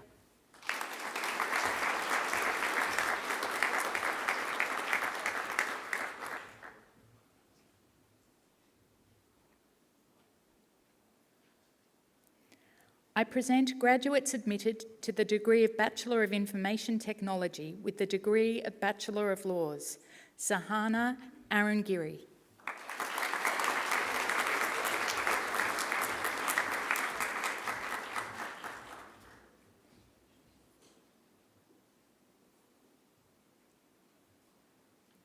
Louisa England.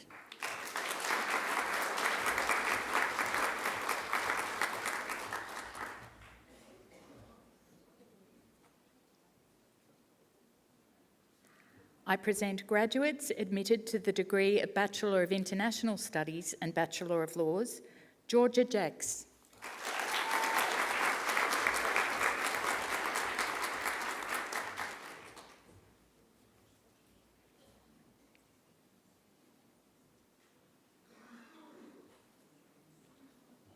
Naomi Young.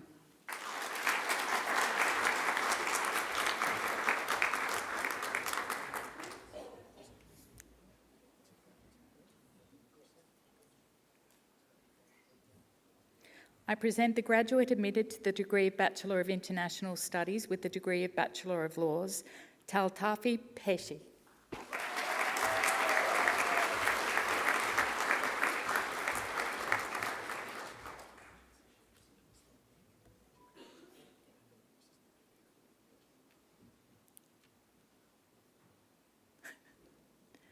I present graduates admitted to the degree of Bachelor of Media and Communications and Bachelor of Laws, Samantha Galpset.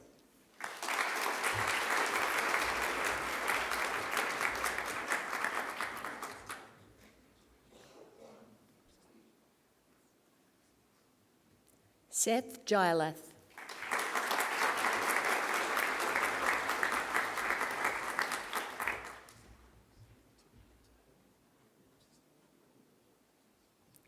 Emma Rose Moab.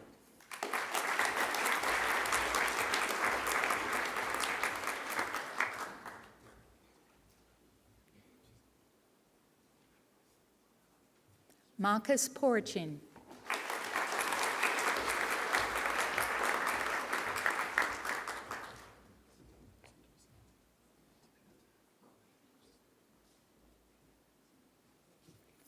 Jamie Samantha.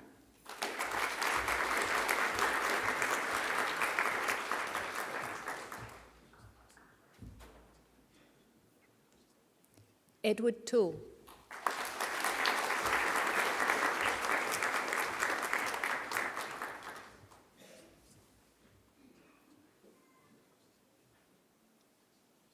I present graduates admitted to the degree of Bachelor of Professional Accounting and Bachelor of Laws, Mark Agostino.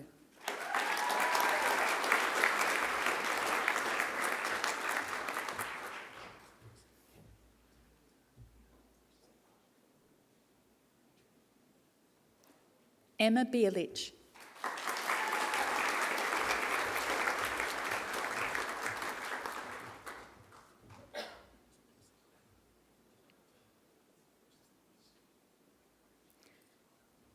I present graduates admitted to the degree of Bachelor of Psychology and Bachelor of Laws, Zara Baziotto.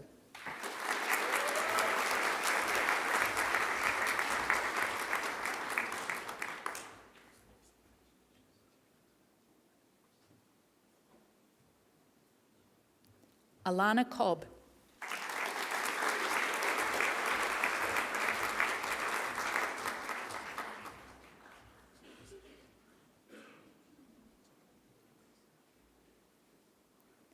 Laura Francis.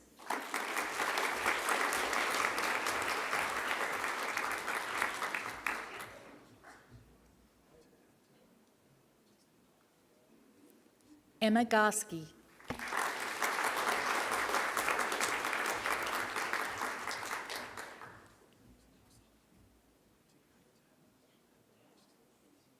Neve Gibbons.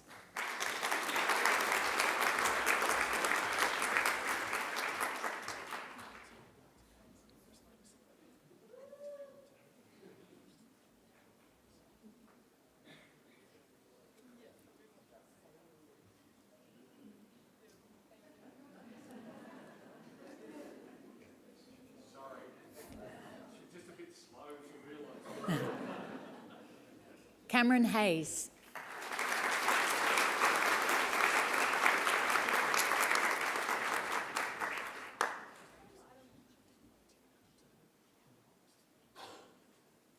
Carly Penfold.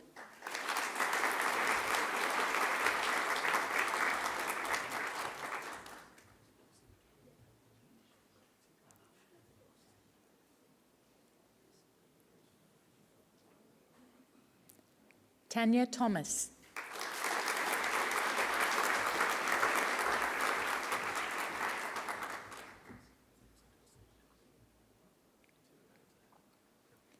I present the graduate admitted to the degree of Bachelor of Science and Bachelor of Laws, C.U. Chan.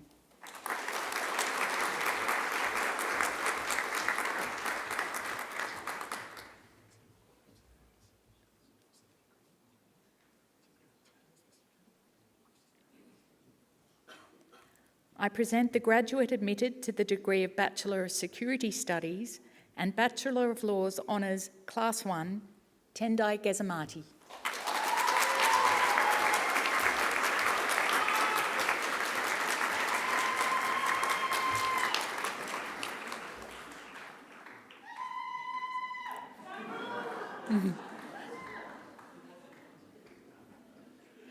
I present graduates admitted to the degree of Bachelor of Security Studies and Bachelor of Laws, Jared Balo.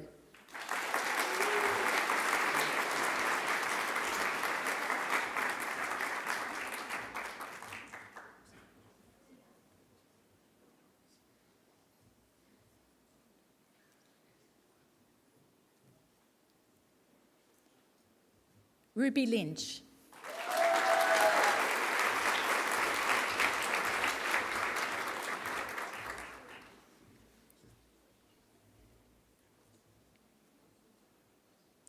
Jade Riveni.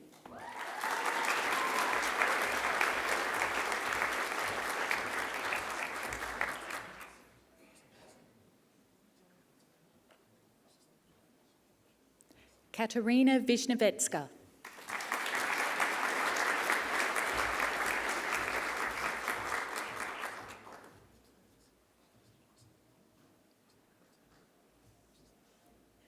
I present graduates admitted to the degree of Bachelor of Security Studies with the degree of Bachelor of Laws, Chloe Matthews.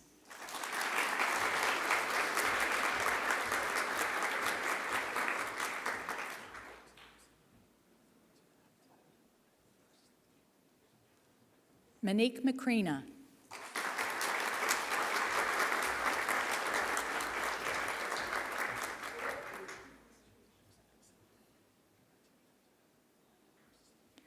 I present graduates admitted to the degree of Bachelor of Social Science and Bachelor of Laws, and recipient of the Macquarie University Award for Academic Excellence, Holly Alcock.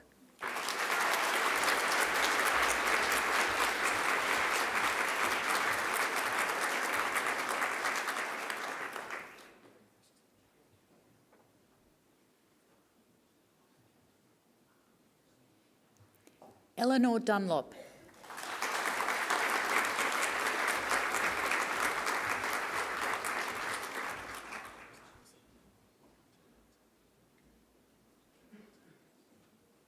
Chloe Lambert.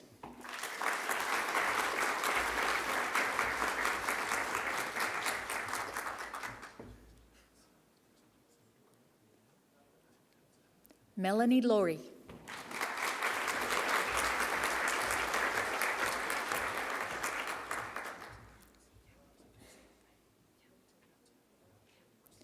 I present graduates admitted to the degree of Bachelor of Laws, Tiaja Abel.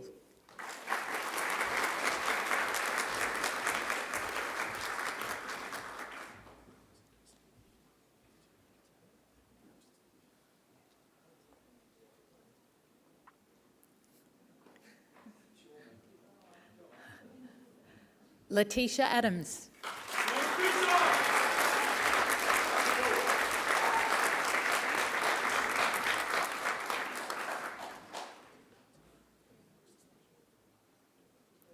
Arij Ahmed.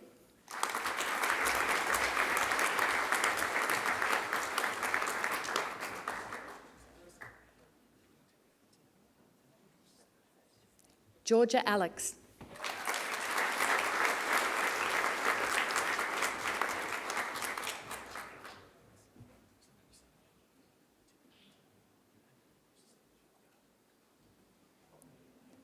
Connie Bonfiglio.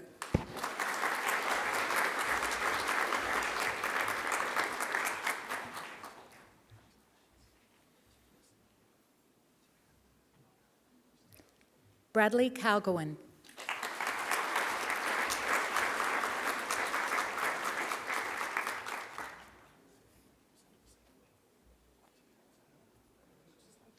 Yash Chawla.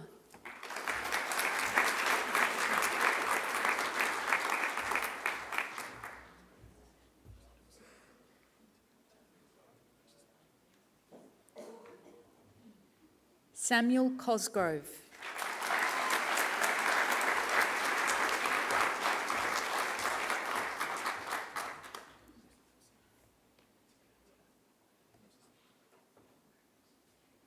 Patrick Darhill.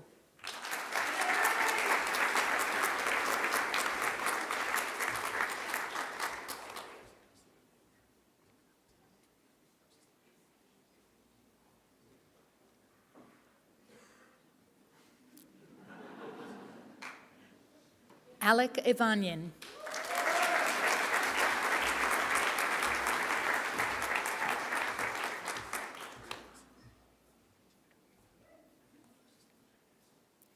Marianne Ezzy.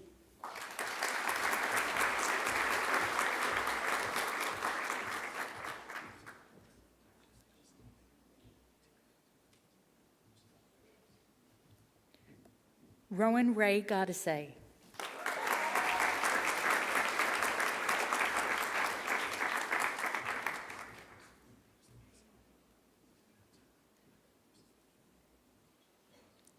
Paris Gumas.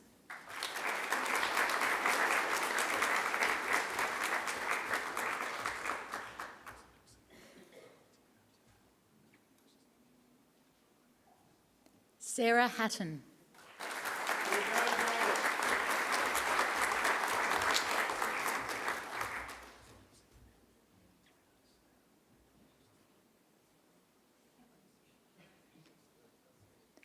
Lewis Hay.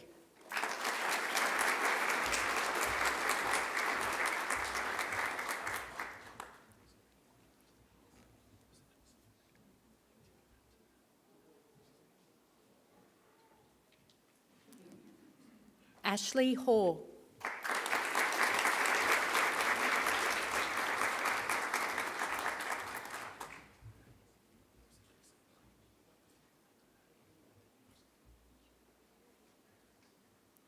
Carter Imber.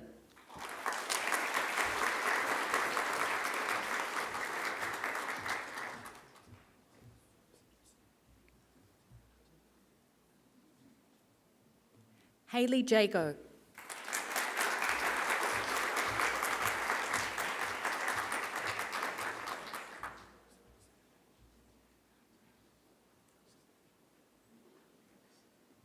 Jay Jong.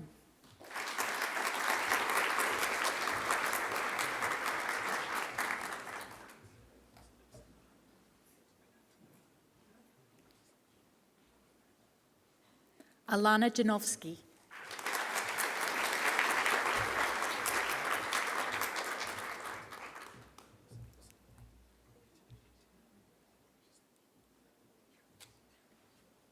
Hannah Marie Kayrouz.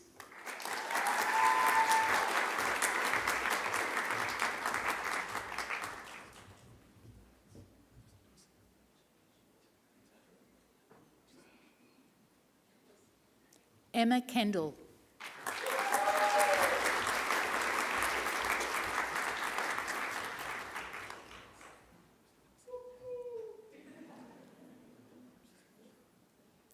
Soha Khan.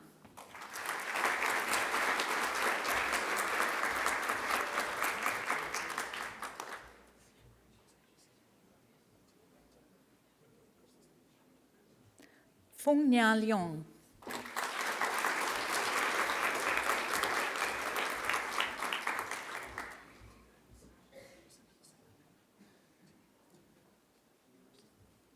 Josephine McDonald.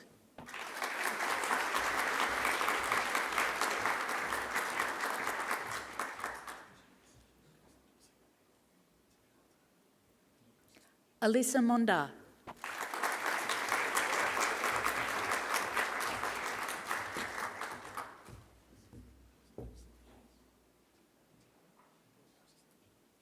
Oscar Moody.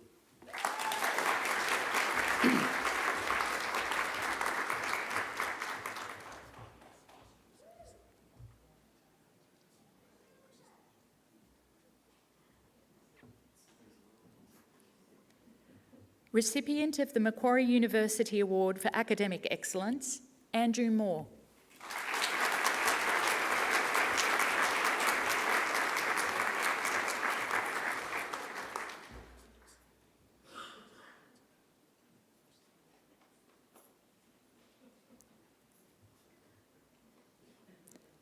Jack Moran.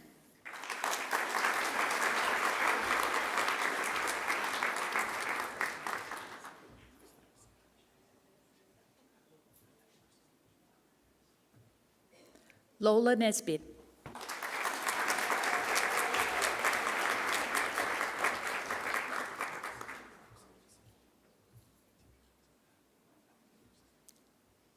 Rashmi Niriela.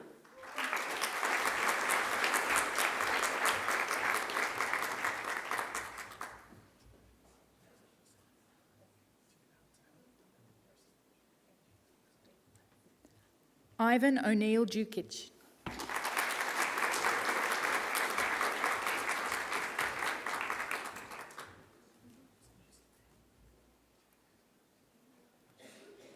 Abigail Ozar.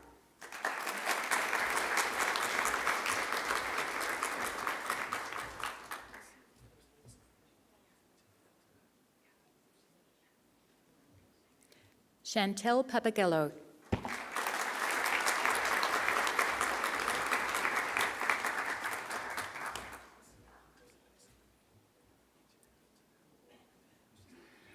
Tia Punnett.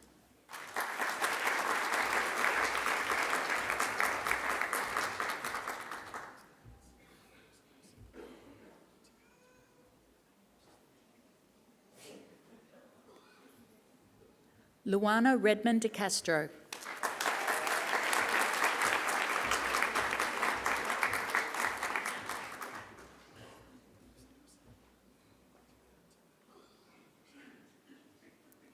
Jessica Sanchez.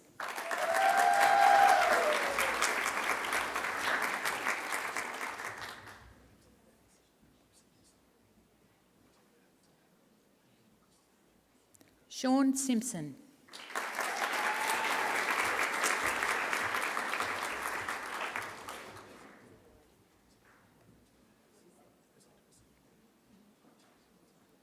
Grace Slater.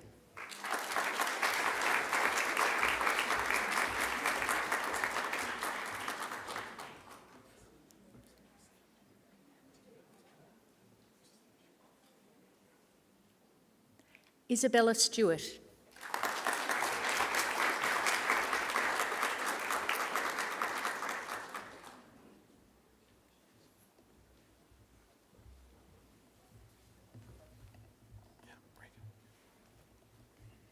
Regan Samaras.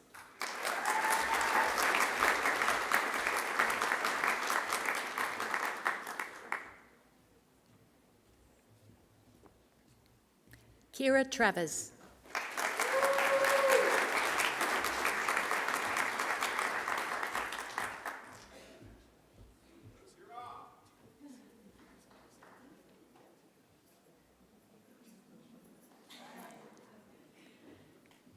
Mariam Umair.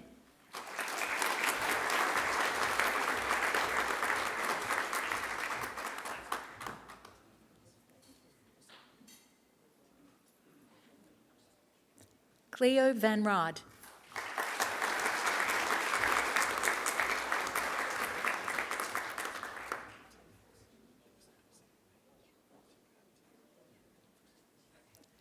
Akshaya Vijayaratnam.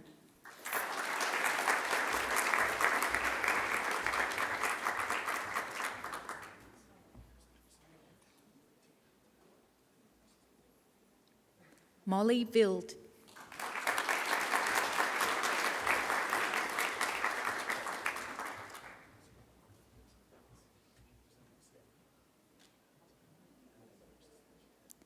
Jade Warburton.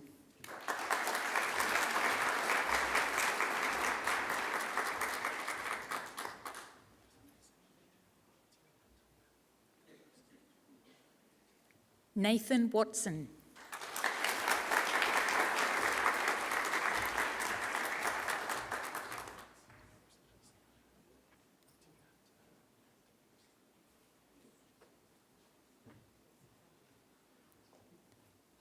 Sally Youssef.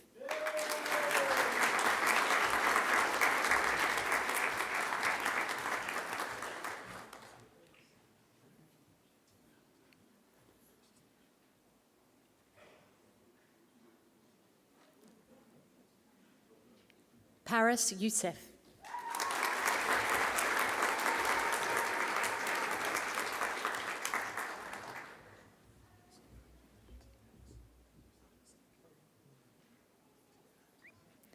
I present the graduate admitted to the degree of Bachelor of Philosophy, Ji Xiao Wang.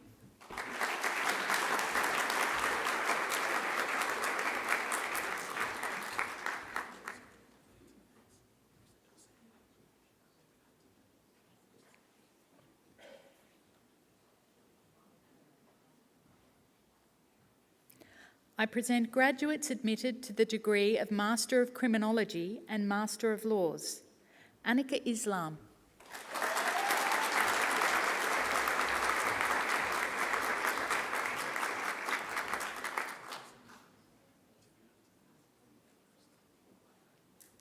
Le Tramveau.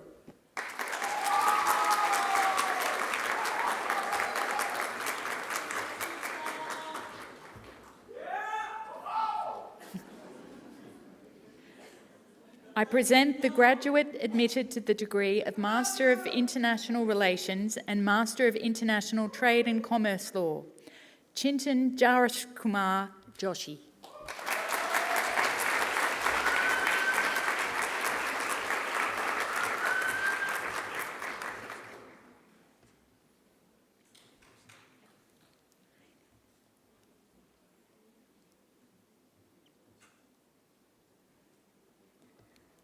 I present the graduate admitted to the degree of Master of Laws and Master of Media and Communications, Ploy Pidar Rojana Konkiat.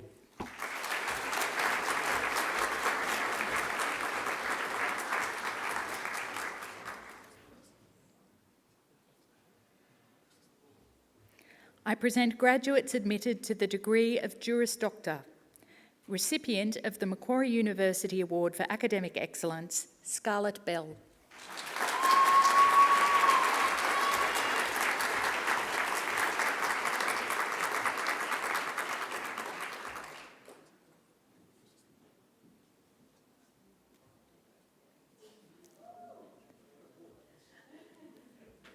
Nandi Blackwood.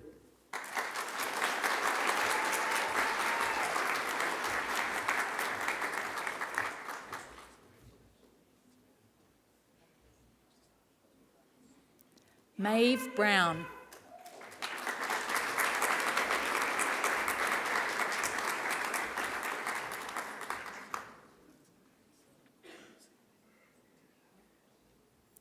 Trang Bui.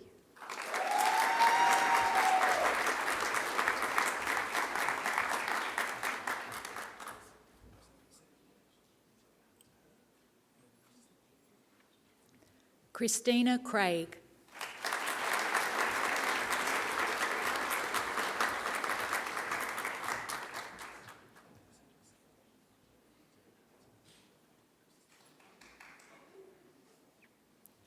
Merizan Durrani.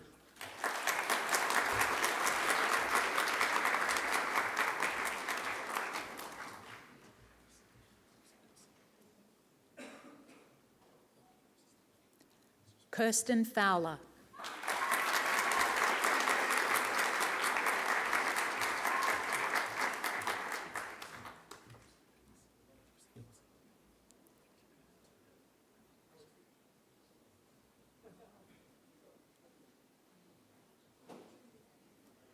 Joanna Hernandez.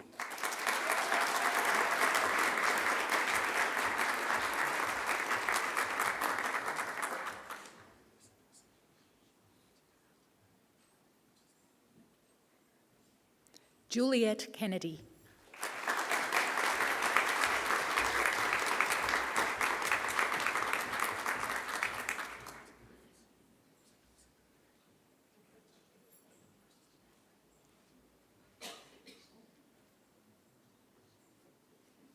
Queenie Kwong.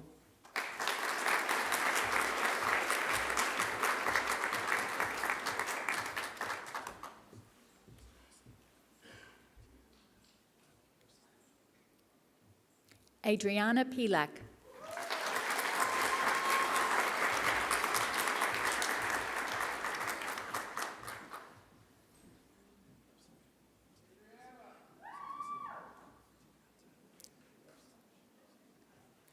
Dominic Ryan.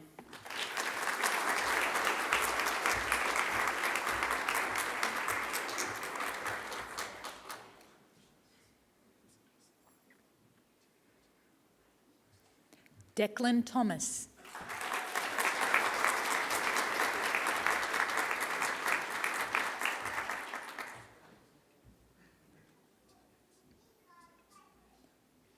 Alan Jung.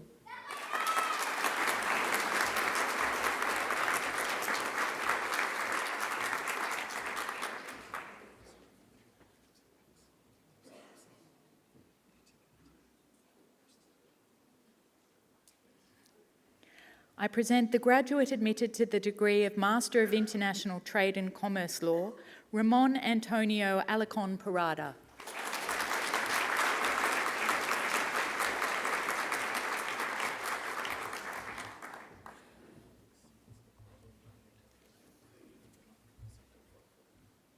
I present graduates admitted to the degree of Master of Laws, Shamama Rakiba Khan.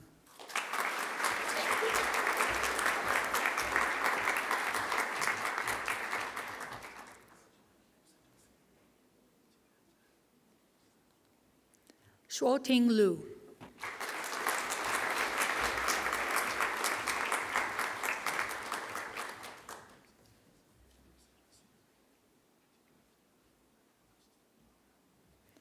Tanya Sharma.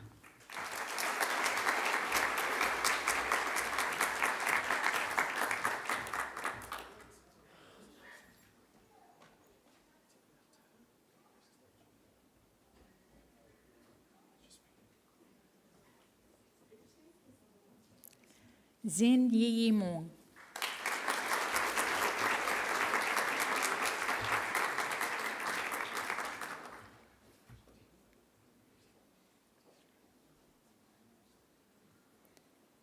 Chancellor, a higher degree by research is awarded to a graduate who has successfully completed a program of study in which the defining characteristic is research.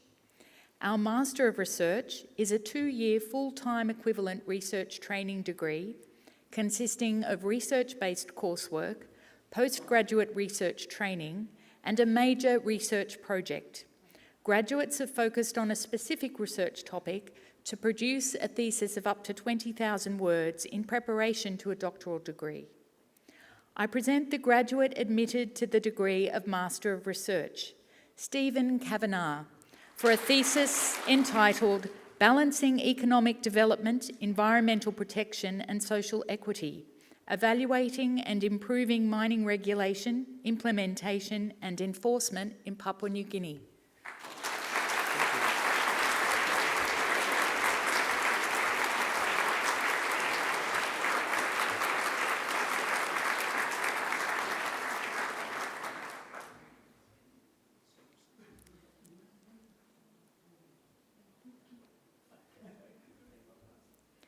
The Doctor of Philosophy is awarded to graduates who have demonstrated the capacity to conduct research independently by forming a distinct contribution to the knowledge of the subject and to afford evidence of coherence and originality shown either by the discovery of new facts or by the exercise of independent critical power. I present the graduate admitted to the degree of Doctor of Philosophy, Dr. Asanka Erdeselinga, for a thesis entitled Legal Personhood and the Rights of Nature, Bridging Relationality and State Law to Protect Sri Lankan Rivers from Pollution.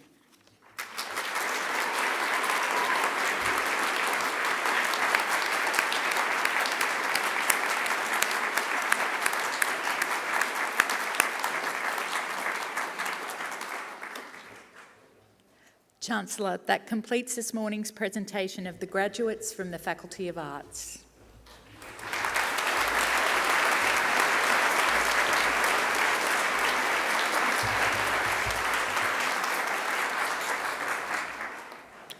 Chancellor, I call on Harini Somasanandram, who graduated with a Bachelor of Arts and Bachelor of Laws, to speak on behalf of the graduating groups.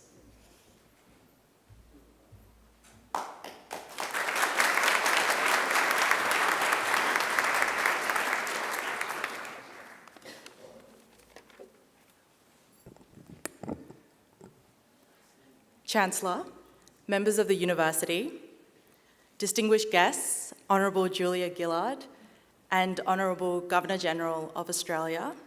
You don't really get to say that quite often, do you? Families and friends and fellow graduates. I acknowledge the traditional custodians on the land on which we gather today, the Wadamarugal clan of the Darug Nation, on whose lands we continue to pay respects, whose cultures and customs have nurtured and continue to nurture this land since time immemorial. I pay my respects to elders past and present. There's a beautiful proverb in my mother tongue, Tamil. Katrathu kaimannalavu, kalladhathu ulahalavu, which simply translates to, what you have learnt so far is simply the size of your palm. What you have yet to learn goes far beyond the realms of the earth. As the eldest daughter of a first-generation immigrant family, education was the cornerstone of opportunities and a better and new life. But I truly didn't grasp the true depth of the proverb that I had grown up with till now. My tertiary education at Macquarie University taught me the power of not knowing, the curiosity that it can pique, the resilience to try and pick ourselves up after a battering torts exam, and an open-mindedness to the other. My tertiary education at Macquarie University took me on a transformative journey to the rooftop of the world, Nepal, under the Australian Government New Colombo Plan Scholarship, which cemented the very reason I hope to pursue a career in law. Not just so my parents can proudly post about that or talk about it at family dinners saying that we've got a lawyer in the family, but instead it was the horizons that my education can open, the tools to empower each other, and a journey of learning not just about ourselves, but the world around us. Instead, it was the discomfort I had felt within me when I experienced rapid glaciers melting in the Himalayas, deforestation across the lungs of Malaysia, and rising sea levels on agricultural land across the Indo-Pacific. I committed to myself to use my skills and knowledge to advocate for a better tomorrow. As we hold on to these embellished pieces of paper, let's reflect on what drives us, the values that we hold and the values that guide us, and the people who got us to where we are today. I'd like to take this opportunity to thank Macquarie Law School, the leadership of Dr. Lise Barry, academics and tutors who inspired us along the way, and mentors who held our hands to really highlight our true potential. I'd also like to take this opportunity in front of hundreds of people to say thank you to my parents for cutting up fruit with that perfect hit of onion, especially during those really tough days. And when I was on a call to my grandma this morning, she mentioned that my father, who graduated both with a master's and bachelor degree, never got to attend his own graduation due to a war-torn homeland. So I hope us standing here today makes you really proud, Appa, and it's all worth it. I'd also like to thank my brother for ever so willingly being my client in our Law, Lawyers and Society video assignment back in first semester. Last but not least, to the 2025 cohort for the resilience and kindness you've inspired in all of us.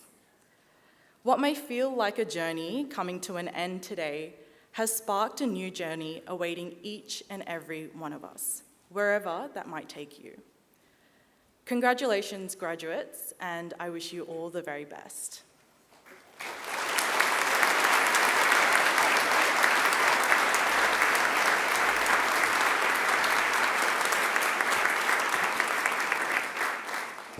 Thanks, Hareen, that was lovely. And it just reminds us all about the power of education as a ladder of advancement for people. So, again, thank you very much. Congratulations.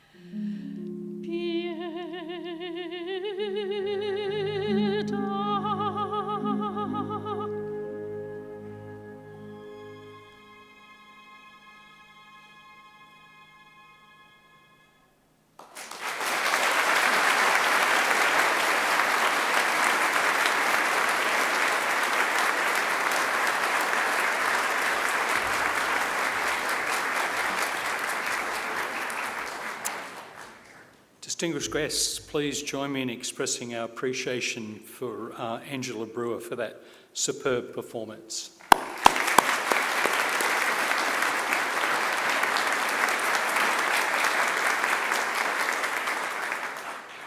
Angela is the founder and artistic director of Coast Opera Australia, and a great supporter of our university. But please also thank me in joining our musicians On the organ, the incomparable Heather Mowen-Boyd.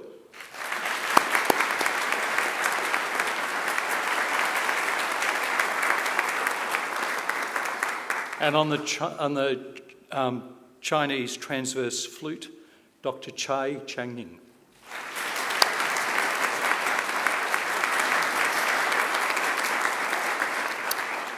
Can I also take the opportunity to acknowledge and thank the representatives of our alumni community that they generously come along and support us by helping organise events like this.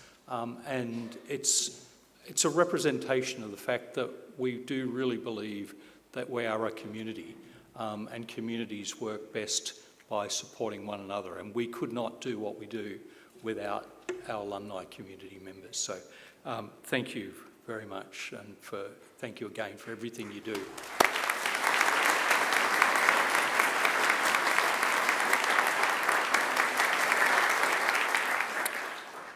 And while they're hidden away and we can't see them, we couldn't get away with doing events like this and the simulcasts and the like without our technical staff who are up the back here, up top.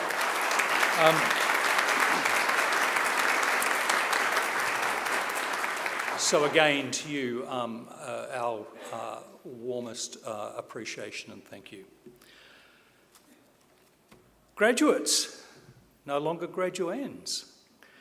This ceremony is a rite of passage, but I hope it's not the end of your relationship with Macquarie University. You're now part of a family of alumni. We have over 234,000 graduates of this university, and we have people in over 150 countries. And so when we talk about a community and being part of a world where we're committed, we really aren't just talking about Sydney, the Sydney Basin, Australia, but we are really talking about the world. 150 countries we have students. We will keep in touch with you, and hopefully you'll keep in touch with us through the alumni program. We'd really encourage you to come back to campus to attend alumni events, perhaps to undertake more study. There's somebody here who I'll be seeing in a few short years, I suspect. But look, as I said at the outset, keep in mind your responsibilities as a graduate. You gain great rights in a country like this as individual rights that have been hard fought over many, many decades by some of the people that you've seen here today, but also many, many others, far more numerous than we have here. But you now, as you go forth, you have responsibilities as a graduate. Continue the hard work that's got you to this point. Set demanding goals for yourself, goals to better your community, however you define the community. But in doing so, keep in mind that Mark Twain comment, retain your curiosity, pursue your dreams. And remember all along the people who have helped you.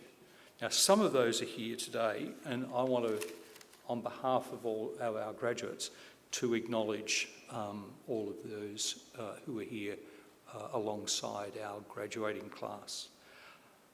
So could I ask you to please, graduates, stand and turn and give the people who have brought you this far, supported you all the way, a huge round of applause.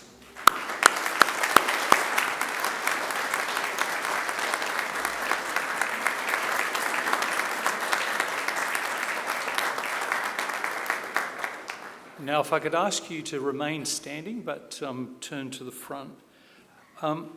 With me on the dais are representatives of our academic staff, the people who have taught you, who have mentored you, who have been with you on this journey. And I'd ask you to give them a round of applause too, please.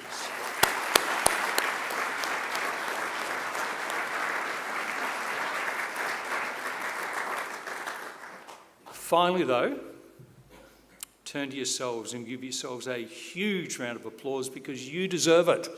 You've done this.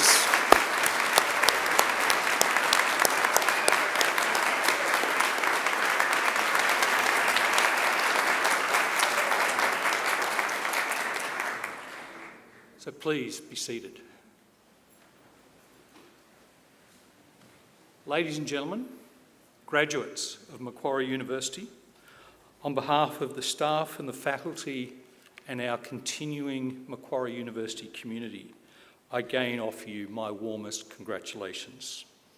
For all of you joining us here today, mums, dads, brothers, sisters, friends, colleagues, I thank you on behalf of our entire community for what you've done to help your graduates get to this point. I'm now going to invite our newest graduates to, and their family and friends to join us on the portico out through these side doors for refreshments. I really hope that you will wander around and have a look at our beautiful campus and retain this as a place of special memories for you in the years ahead. So I'm going to finish up now, let you get on with the really important stuff, which is you celebrating you with your friends and family, and wish you all the very best for the rest of the day, for the rest of the week, and for the rest of your life. Well done. Congratulations.